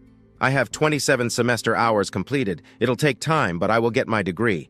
I'm studying hotel and restaurant management so I can run a place like this. Now, are we going to talk about something else, or am I going to leave?" After she said that, Abby stood and began gathering her belongings. Jeff scrambled up, grabbed her by the arms, and looked into her eyes. "Abby, I'm sorry. I didn't mean to upset you or hurt your feelings. I just wanted to know more about you." "If you don't want to talk about it, we won't," Jeff said gently. "But if you need help, I'm here for you." When he grabbed her, Abigail tensed and tried to pull away. Realizing she couldn't, she stood still and glared at him. Jeff held his ground, and finally, Abby sighed and relaxed. "I'm sorry I overreacted, Jeff," she said. "I just don't like thinking about it. You see, I love this place and couldn't bear to leave it. My parents owned it but couldn't make a living from it. When your grandfather offered to buy it, my dad jumped at the chance and moved to Kansas City. I refused to go. Since I was over 18, they couldn't make me. It's hard making my own way, but I don't intend to leave this place if I can help it. Your grandfather lets me stay in a little room in the lodge as part of my pay, and I get to eat from the lodge table, so I get by. I just get so angry at my dad for leaving all this behind." Jeff pulled Abby into his arms to comfort her. She nestled her head under his chin, pressing her cheek to his chest. He could feel her tears. Jeff sighed, realizing how good it felt to hold a woman again. He placed a gentle kiss on the top of her head. "Abby, I know exactly what you mean. I planned to move back here to Steelville when I finished college. I fell madly in love with my wife before I graduated, and we were to marry after we both got our degrees. Before the wedding, we talked about where to live, and Amy flat out refused to move back here. She told me it was either her or Steelville, and I chose her. I managed to get her to live in Springville so I could come home frequently, but she refused to come with me most of the time. She hates small towns and rural areas with a passion. I wish now I had chosen Steelville. I feel myself relaxing every time I turn down the road toward home in this resort. If I ever marry again, I will never marry someone who won't live here with me. It's part of my soul. It's where I belong and where I intend to raise any children I might have." Abby looked up at Jeff and smiled. She wiped the tears from her eyes, then stood on her tiptoes and gave him a quick peck on the lips. "Oh, Jeff, I think you love this place as much as I do. If anyone had to buy it, I'm glad it was your grandfather. At least the land is back in your family, and I can tell your whole family loves it." Jeff took her hands in his. "Yeah, maybe I do. I know I've never been anywhere that makes me feel like this place does. I've never been with anyone who understands how my family and I feel about it either. I wish I had met someone like you before I met Amy." Abby smiled and said, "Thank you, Jeff. That's nice. Now I better get back to my room. I have some work to do and it's getting late. I'll be down for breakfast unless you'd rather come up to the lodge." "No, please come down. I like having breakfast here with you better than at the lodge. It seems more relaxed here on the deck." After Abby left, Jeff sat back down on the deck. It was still too early to go to bed, and he didn't feel like watching TV. Many nights he would read a book or surf the net, but those pastimes held no appeal tonight. He listened to the happy tinkle of the stream running past the yard and over the rocks while he thought about the difference between Amy and Abigail. Somehow, he could never picture Amy here, but more and more he could picture Abby curled up with him as they enjoyed the quiet evenings by the stream. He leaned back in the chair and watched the stars, feeling the tension drain from his body and soul. Jeff woke the next morning to peals of laughter and the sun on his face. He felt stiff and had to pee badly. He was confused before realizing where he was. He had fallen asleep on the deck chair and hadn't woken up all night. Abby stood in the doorway watching him struggle to wake up and laughing.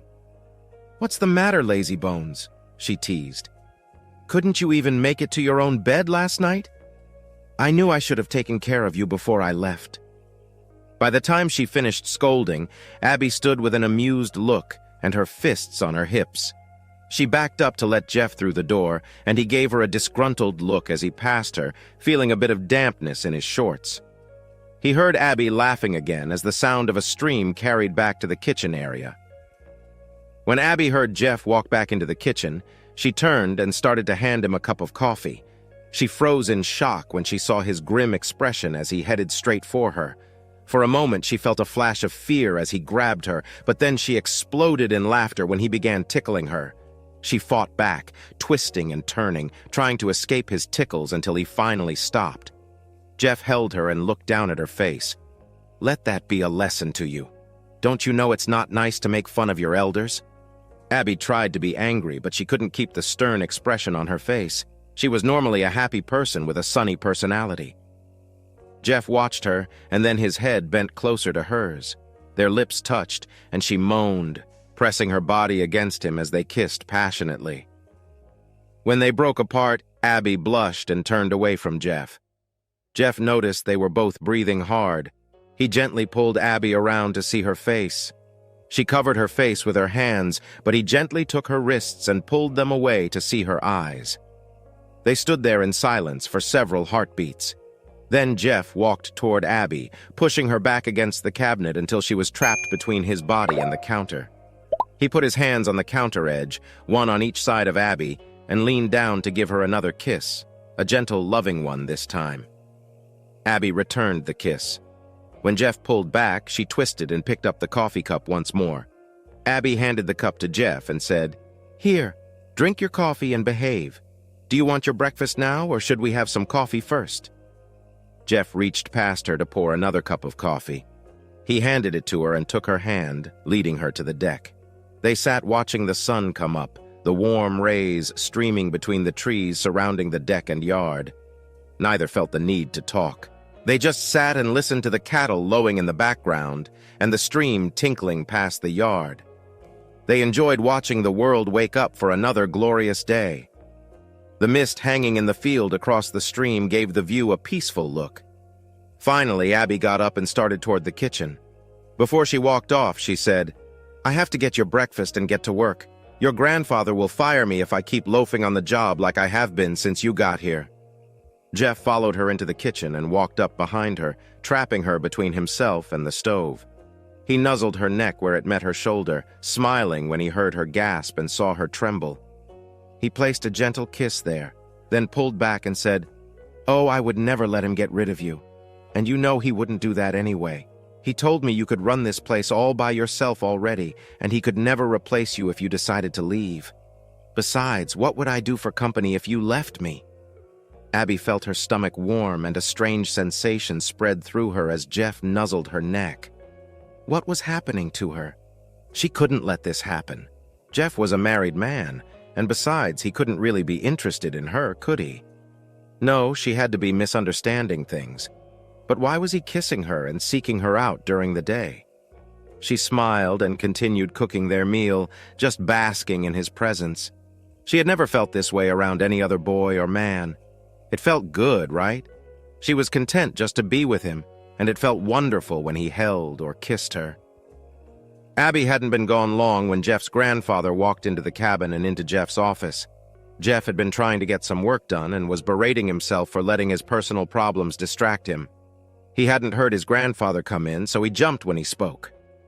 "Jeff, if you've got time, I would like to discuss some of the information you gave me on Harriman Printing and some of the things we have uncovered about Howard and his friends." Jeff felt his stomach lurch and sighed. "I really don't want to think about that mess, but I guess we'd better get it taken care of." Jim sat in one of the large leather chairs tastefully arranged in a corner of the room.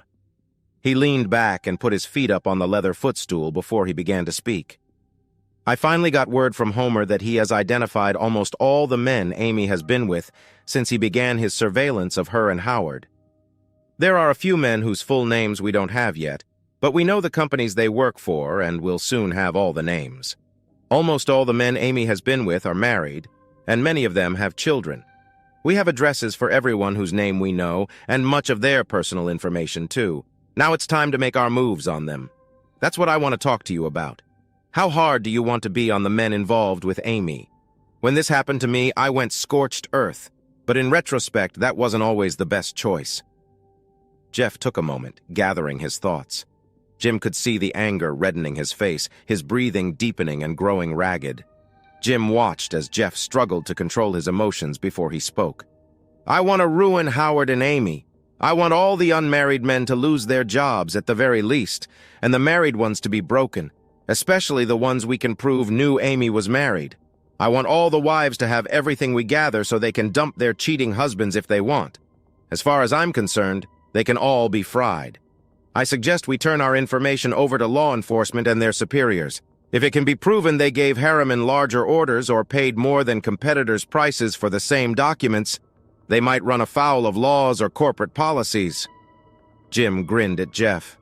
"So far, we are in total agreement. I think if we play this right, we can even add a printing unit to our business. From what you and Homer have found, I believe we can hurt Howard enough that he'll have to either sell the business or go bankrupt. In either case, we can pick it up for pennies on the dollar. I have a tentative plan of attack. It has a fair chance of success, but it could take several months to complete." Jeff smiled. "Time is no issue. The longer we drag it out, the more Howard will suffer. If we play it right, we can maximize his suffering and our profits. I want Howard and his cronies to know I'm the one behind their pain. I want them to suffer and know I'm pulling the strings." Jim nodded. "I have no problem with that, but you need to be careful. I have more experience in these matters and want to help you put the plan into action. We also need to keep Steve in the loop so he can keep us on the right side of the law." The two men talked for a while longer. Then Jim left for lunch. Jeff thought about making a sandwich, then decided to go to the lodge for lunch. It was the end of the lunch period when he walked into the small dining room. Abby looked up from her cleaning in exasperation when she heard footsteps. Her face broke into a sunny smile when she saw Jeff, and she felt her heart flutter. Before she knew it, she was standing beside Jeff's table. Without thinking, she asked, "I didn't expect to see you here. Do you want some lunch, honey?" When she realized what she had said, Abby blushed and bit her lower lip. Jeff smiled. "I thought about making a sandwich at the cabin, but I remembered how good a cook you are and decided to come up here and let you feed me. Maybe we can have lunch together if you have time." Abby's smile widened. "Sure, I haven't had my lunch yet. Why don't we go outside, though? It's so nice out there today. I've been dying to find an excuse to go out." While they were eating, Jeff kept looking at Abby. Finally, she put her glass down and asked, "What?" Jeff seemed startled. "What do you mean? Why do you keep looking at me that way? First you look calm and happy, then your eyes go blank and you seem a million miles away. Have I done something wrong?" Jeff sighed. "I'm sorry, Abby. Grandpa and I have started moving against the men who took my wife from me. I've been thinking about our next moves and what I have to do to get things rolling. A big part of the work will fall to Grandpa because he's friendly with some of the men we need to help us. Even with his help, I still have a lot of work to do to succeed. I hate thinking about how busy I'll be because it means less time for our talks and fishing and swimming trips. But I'm excited about finally getting some revenge." The following Monday, Amy walked into Howard's outer office and sat at her desk. She was exhausted from her weekend business trip and from fighting the divorce settlement. She had about given up trying to talk to Jeffrey. Every time she called him, he hung up on her, and often he wouldn't even answer. Amy was surprised when she realized a few weeks ago that she didn't really miss Jeffrey. All her needs were being met, especially when negotiating deals for Howard. She remembered how she had manipulated Jeff for so long and was sure if she could just get him to talk, he would give her more in the divorce settlement. She was thankful he hadn't caused more trouble. Maybe he was the weakling Howard said he was. Maybe he was afraid to cause a stink because he feared facing his betters. When they were dating and engaged, Amy had thought she truly loved Jeffrey. She wondered now if that had been true. She liked him a lot, and they had so much fun in college that she convinced herself she loved him. She hadn't stopped her wild escapades even while dating him. She grudgingly gave them up after getting engaged and missed them terribly until Janet got her promoted. Sex with Jeff was great, but there was something better and more exciting about the wild, uninhibited sex with different, more powerful men that she craved. The danger of getting caught excited her too. Deep down, Amy admitted to herself she was in it for the money she and Jeff had saved and the thrill she got from her affairs. Amy hadn't even settled into her daily routine when Howard buzzed her on the intercom. "Amy, come in here, please. We need to talk." Amy smiled and told her assistant, Sally, that she'd be in Howard's office and to hold all calls. Sally looked up and said, "Yeah, I bet he needs to talk. He's probably horny after a weekend without and needs you to relieve some pressure. I swear I don't think his wife ever takes care of him as randy as he is here in the office. Call me if you need any help." Amy walked toward Howard's door, adding an extra swing to her hips. Just before she opened it, she looked at Sally and said, "Oh, I don't think I'll need any help this time. After all, there's only one man in there." Her eyes were glistening and her breathing had picked up by the time she was behind Howard's closed door. She started to unbutton her blouse, but Howard stopped her. "Don't do that. We have some serious stuff to work on this morning. Do you know who Jim Fielding, Paul, or Edward Fielding are?" Amy sat down, puzzled. "Yes, I do. Jim Fielding is Jeffrey's grandfather, Paul is his father, and Edward is his uncle.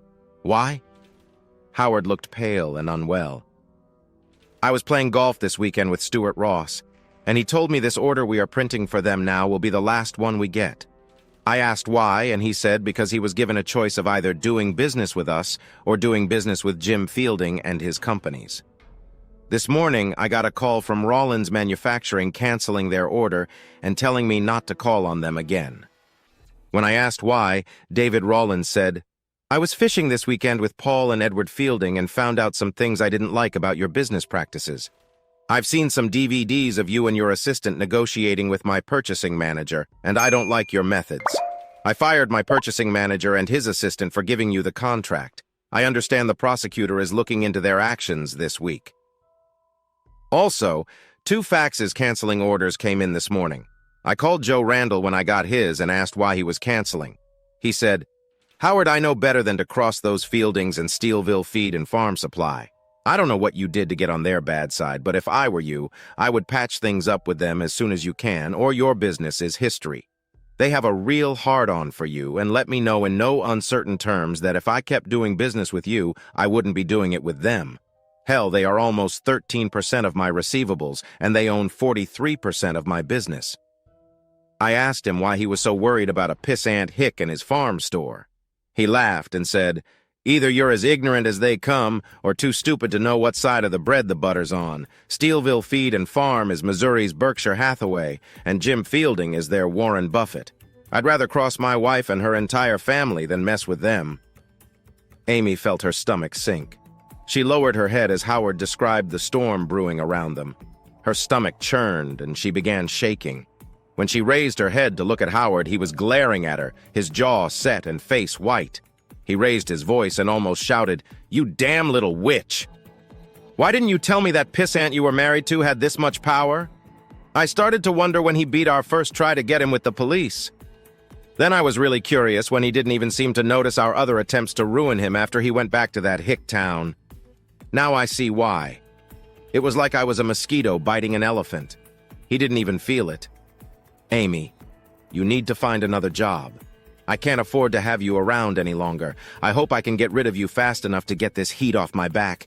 If you'd kept your legs together, we wouldn't be in this mess. Now get out!" Howard turned his attention back to the papers on his desk. Amy stood there, tears welling up in her eyes. "Howard, I'm sorry. I just didn't know. They all live like they barely have enough to get by. They never party or take extravagant trips. It's like they have to watch every penny. They live in that little hick town in those little houses. If they have that kind of money, why don't they show it and use it?" Howard sighed and looked back up at Amy. "Do you know who Warren Buffett is?" Amy nodded.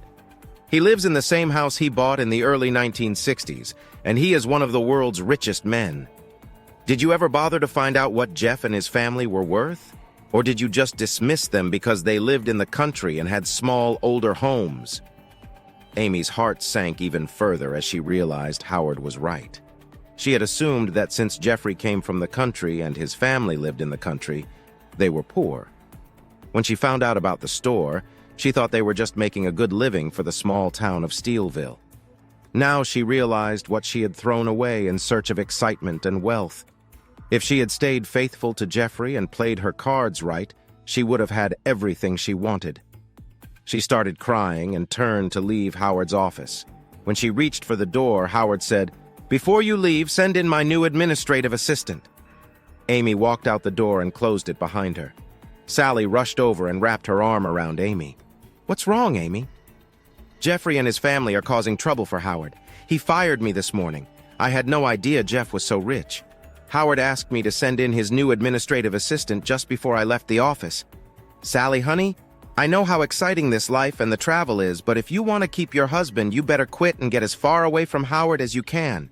I don't know all that's going on, but if Jeff and his family are causing trouble, you could get caught in it too. I just hope it's not too late for you." Amy spent the rest of the day miserable. All she could do was sit at home and cry, wondering how things had gone so wrong. All she had ever wanted was an exciting life and the glamour of the big city. She had grown up in a small town in Indiana and swore she would never get trapped in one again. Her whole life was a battle to get more money and meet rich, important people so she could rise above the boredom of small towns. She had finally had it all within her grasp when Jeff and his family threw a wrench into the mix. Amy seethed as she thought about Jeff. How dare he thwart her attempts to rise to the top? She knew now she had made a serious error in marrying him, but at the time, he had seemed like a rising star. He was a teaching assistant at Wharton School of Business, for God's sake. He graduated magna cum laude. He could have had his choice of jobs and lived in any large city. How was she to know he preferred a simpler life? Amy was wallowing in self-pity when her phone rang. She let the call go to the machine but picked up when she recognized her mother's voice. As soon as she did, she regretted it. "Amy, how could you?" her mother screeched. You had the perfect man, and you turned into a little hooker, screwing around until he caught you and dumped you. My God! You know your father and I aren't prudes. You know we watch porn because I remember catching you and your brothers watching one of our movies when you were younger. But never in my life have I seen some of the things I saw you do on this DVD. Amy's mother scolded her over the phone. Your father and I heard rumors about your behavior in college, but we never thought you could do something like this.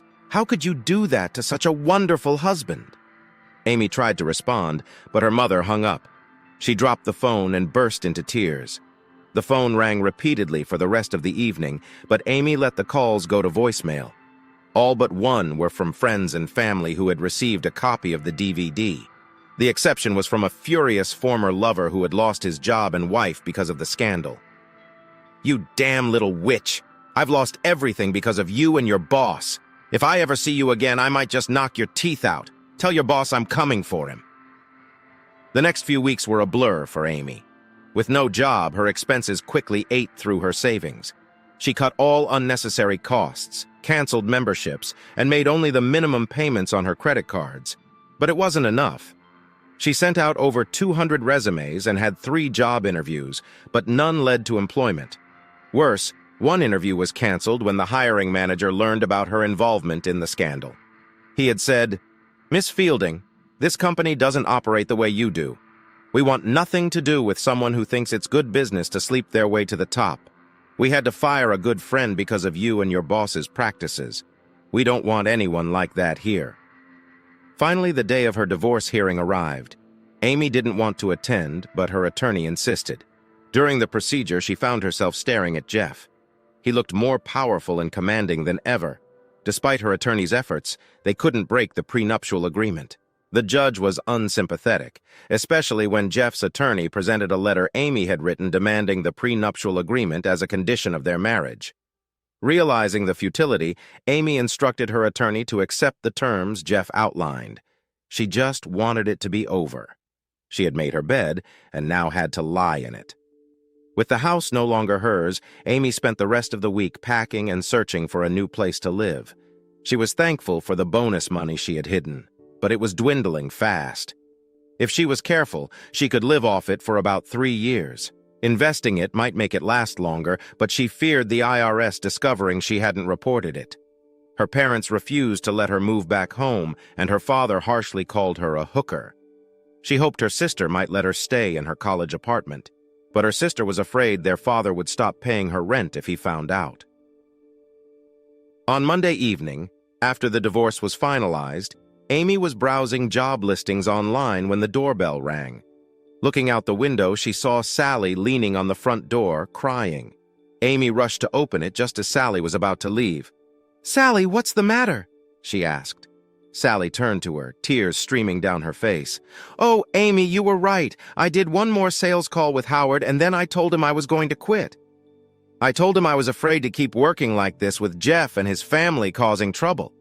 I told him the sex and extra money weren't worth risking my marriage. He got angry and said he needed me to help rebuild the business. But I didn't go back to work the next day, and it was too late. I got served with divorce papers for adultery. I talked to Darren before he left, and he said it was Jeffrey who told him.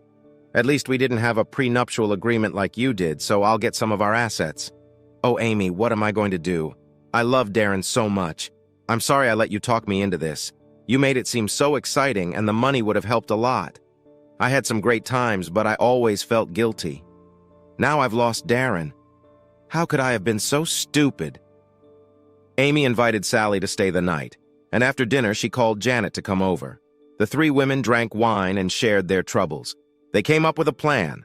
They had some of the bonus money Howard had given them, and Janet had managed to keep her house and some assets after her divorce.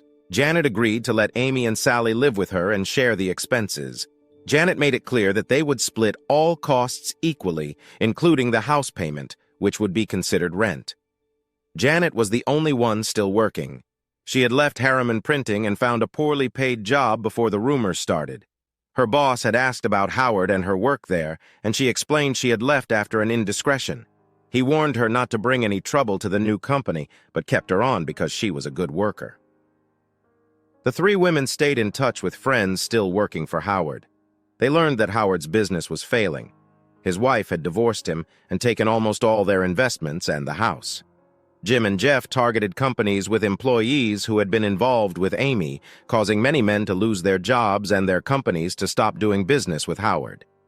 Most of these men's wives divorced them and took them to the cleaners. Howard struggled to keep his business afloat. He had to lay off most of his staff and was barely printing enough to pay the bills. He sold his country club membership and cut personal expenses. One Monday morning, his banker called to give him a heads up that they would start foreclosure proceedings if he didn't catch up on his loan payments within a week. Despite trying to find other financing, Howard couldn't secure any loans. By the end of the week, Howard was a broken man. The following Monday, an attorney came to his office with foreclosure papers, informing him that the bank was planning to place him in involuntary bankruptcy. Howard sat in disbelief, his head in his hands. He couldn't fathom that Jeffrey was so upset over his wife that he would go to such lengths. He was in disbelief that someone could ruin him so quickly. He had always been able to make people do his bidding with threats or demands. Many of the husbands of the women he manipulated knew about their affairs, but stayed quiet because they feared his threats of ruining them. Howard opened his top desk drawer and looked at the pistol inside. It would be so easy to end it all, but no, he had to take care of Jeffrey and his family first. He locked his office and left the building, feeling his business slipping away day by day. One afternoon, he received a call from a business broker. They got straight to the point. A business had heard about his troubles and might be interested in buying his printing business for the right price. Howard initially wanted to refuse, but decided to hear the offer. He was surprised by how generous it was. Without much thought, it seemed the offer would pay off all his loans and leave him with about $250,000 in cash. They made it clear he had to sign the contract immediately and agree never to compete in the printing business again. Howard told them to send the contract for review. He was so happy he treated himself to a luxurious meal, reminiscing about the times he wined and dined customers and suppliers with his administrative assistants. The contract arrived the next day by registered mail.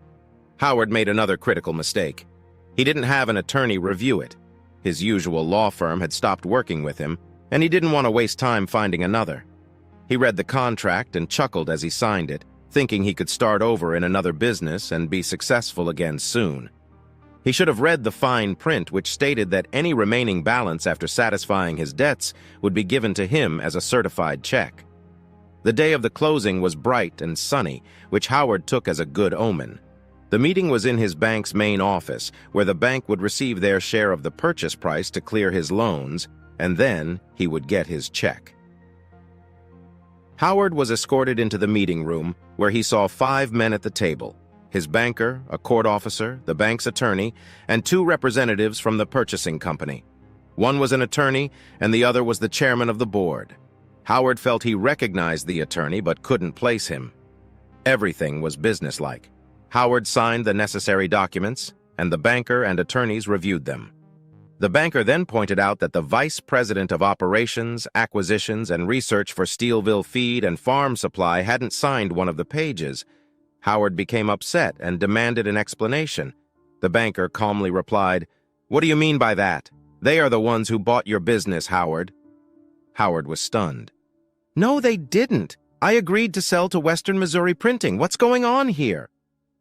The familiar-looking attorney smiled and said, "I'm sorry for the confusion. You did sell to Western Missouri Printing, but they are a wholly owned subsidiary of Steelville Feed and Farm Supply. So, Mr. Jeffrey Fielding, the Vice President of Operations, Acquisitions, and Research, needs to sign off on the purchase along with the signatures from our printing division. Don't worry, he just stepped out for a moment. I'll call him back in," the attorney said. While Steve was calling Jeff back into the room, Howard fumed. "Bullshit! The deal is off. I'm not letting that little pissant take my business." He reached for the documents, but the banker's attorney picked them up first. "Howard, you've already signed these documents. That makes them a valid contract unless the purchaser decides not to sign. The only way this deal can be stopped is by mutual agreement or a failure of a party to sign." Just then, Jeffrey walked into the room. "Sorry I wasn't here for the signing. I had to take a restroom break and got a call. Let me sign, and we can finish this business." After Jeffrey signed, the attorneys reviewed the papers one last time and distributed copies to everyone involved. The checks, already prepared, were handed to the banker for Harriman Printing, and everyone started packing up their briefcases. After the bank received their check and withdrew the involuntary bankruptcy petition, Howard sat there fuming, waiting for his money. Finally, Howard spoke up. "Excuse me, gentlemen, but aren't you forgetting something?" The chairman of Western Missouri Printing looked around and asked, "No, I don't think so. Steve, Mr. Fielding, did we miss anything?" The attorney shook his head, continuing to pack up. Howard, now very angry, shouted, "You haven't paid me yet! I was supposed to get about $250,000 after the loans were paid off." The chairman replied, "Oh, right. The balance left was $247,563.79. Here's the receipt for its disbursement. I'm sorry, we forgot to give that to you." Howard's face twisted in confusion and anger. "Disbursement? What the hell do you mean disbursement? That money was supposed to come to me." The attorney explained, "You must have forgotten the lien against your assets in your divorce decree. You were required to pay your ex-wife a percentage of the gross sale price if you sold the business during her lifetime. After expenses, what you had left didn't cover that amount. You'll need to arrange payment for the balance with her and her attorney." As Howard walked toward the door, Jeff entered again. Howard's face turned red with rage. "You little pissant! What are you doing here again?" Jeff smiled. "Oh, good, you're still here, Howie. I forgot to tell you that we have men here to escort you to your old office to gather your personal belongings. Sorry for the oversight." Howard stood there, shaking with anger. He couldn't believe this little pissant was the vice president of operations, acquisitions, and research of the company that had just ruined him. He muttered, "You son of a bitch," and stalked out the door. In the corridor, a uniformed guard approached him. The guard's patch read, "State Security Service, a division of Steelville Feed and Farm Supply." The guard said, "Mr. Harriman, I'm here to escort you to your former office to collect any personal items you have remaining. Shall we go?" Defeated, Howard nodded and began walking. The guard followed. When they got to the garage, the guard got into Howard's car. "I'll ride with you to ensure you can get back into the building. My people will follow in our van." Inside his building, another guard stood by the door. Howard's receptionist wouldn't even look at him as he was escorted to his former office. He walked through the door and stopped dead in his tracks. Jeffrey Fielding was sitting in a guest chair, talking to a well-dressed woman seated behind Howard's desk. Howard felt his face redden with anger. "What the hell are you doing in my office?" he shouted. Jeffrey looked at Howard calmly. "First of all, Howie, this is no longer your office. Secondly, I own this company now, so I can sit wherever I want. Thirdly, I was discussing continuing operations with Mrs. Hartshorn, the president of our printing division, while we wait for the new plant manager. Not that it's any of your business." Jeff turned to Mrs. Hartshorn and said, "Perhaps we should take a break while Mr. Harriman cleans out this office. We've covered everything we need to talk about today anyway." A few days later, Howard was sitting on his patio cleaning his pistol when one of his few remaining friends walked up. Watching Howard for a moment, his friend said, "Howard, I've heard you've been spending a lot of time at the ranch. I saw you hitting the target 7 out of 10 times this morning. That's pretty good, but not good enough. Howard, if you're planning what I think you are, you need to change your mind." Howard looked at his friend and said, "I don't know what you mean, Jack. I just don't have much to do now that my company is gone, so I took up target shooting. Is that a crime?" Jack replied, "No, it's not. But if you're thinking of revenge, you should know something about the Fieldings. Jim Fielding is a retired Army Ranger Lieutenant Colonel. Paul Fielding is a retired Green Beret Colonel. Jeffrey Fielding was a Green Beret captain before he left the Army, and he's still in the reserves. Almost every male in the Fielding family is prior service, and many of their employees are retired or former military. Even if you get 1 or 2 of them, they'll get you. I think you should let it go and start over somewhere else." Howard sat in shock as Jack's words sank in. He sighed and said, "Yeah, sounds like good advice." The next day, Howard packed up what little he had left and headed for the Pacific Northwest. He arrived in Portland, Oregon with all his possessions in his car and a burning hatred for the Fielding family. Sitting in a cheap hotel bar, he was reading the want ads when another guest sat beside him. The dowdy-looking man glanced at the job offers Howard had circled and said, "Tough times. I've been looking for work for 3 weeks myself. What's your story? Housing bubble get you? Or was it the banking meltdown?"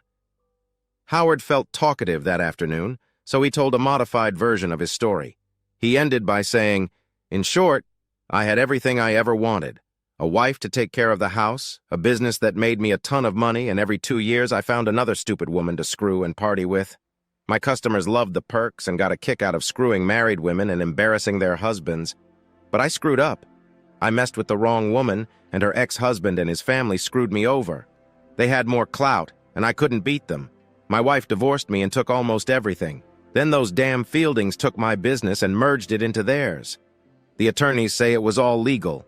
Now here I am, trying to start over at 56. His new friend shook his head. "Tough luck. We're sort of in the same boat. My wife caught me cheating and cleaned me out too. Well, guess I'll catch you later." After the divorce, Jeffrey returned to Steelville and resumed his work. The only bright spots in his life now were Abigail and his successful revenge against Howard. He had won, but it felt like he had lost in the process. He wasn't sorry to leave Springville, but he missed what he thought he and Amy had. He had no intention of ever getting back with her, but he missed the companionship and love he thought they had before everything went wrong. Jeff was sitting at his desk when Abigail walked in. She saw his dejected posture and the lost look in his eyes, and her heart swelled with compassion. She didn't understand why she had let herself get this close to anyone before, but something was different this time. Abby also didn't understand why Jeff couldn't just snap out of it. It had been a year since his problems began. He was divorced, had taken down the man who caused his divorce, and had added an excellent company to their conglomerate. From what Abby had heard, the Harriman printing division of Western Missouri Printing was already boosting the company's profits significantly. They even rehired all the employees Mr. Harriman had laid off, except for his assistants. Abby wasn't supposed to know about Steelville Feed and Farm Supply's portfolio, but since she cleaned and cooked for Jeff, she sometimes saw documents he left open on his desk or his computer screen. She was surprised by what she discovered. She had no idea she worked for such a large company until she began taking care of Jeff. As far as she knew, no one in Steelville knew how wealthy the Fieldings were either. Without thinking, Abby walked up and put her hands on Jeff's shoulders. Leaning down slightly, she said, "Jeff, you've been staring at that screen for 5 minutes now. It's after 6 p.m. Why don't you quit? We could go for a nice swim if you hurry.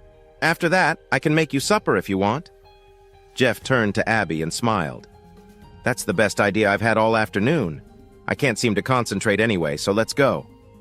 Abby giggled, pulled her shirt over her head, and pushed her shorts down, revealing a beautiful red bikini. "I'm ready. What's taking you so long?" she asked. Abby giggled and ran from the room as Jeff yelled and reached for her. "Last one in has to clean the kitchen after supper," she called as she ran to the swimming hole. Jeff dove into the water, feeling refreshed. He realized that life might not be all happiness for him, but it still offered hope. And that hope was named Abigail. What happened to Amy, you ask? She moved to a big city in the north and now works as an office assistant. As for Howard, after months of trying to find a job, he finally used his pistol. He was found with a single piece of lead in his head. Thanks for listening to One Infidelity Hit. If you liked what you heard, don't forget to hit that subscribe button and drop us a like.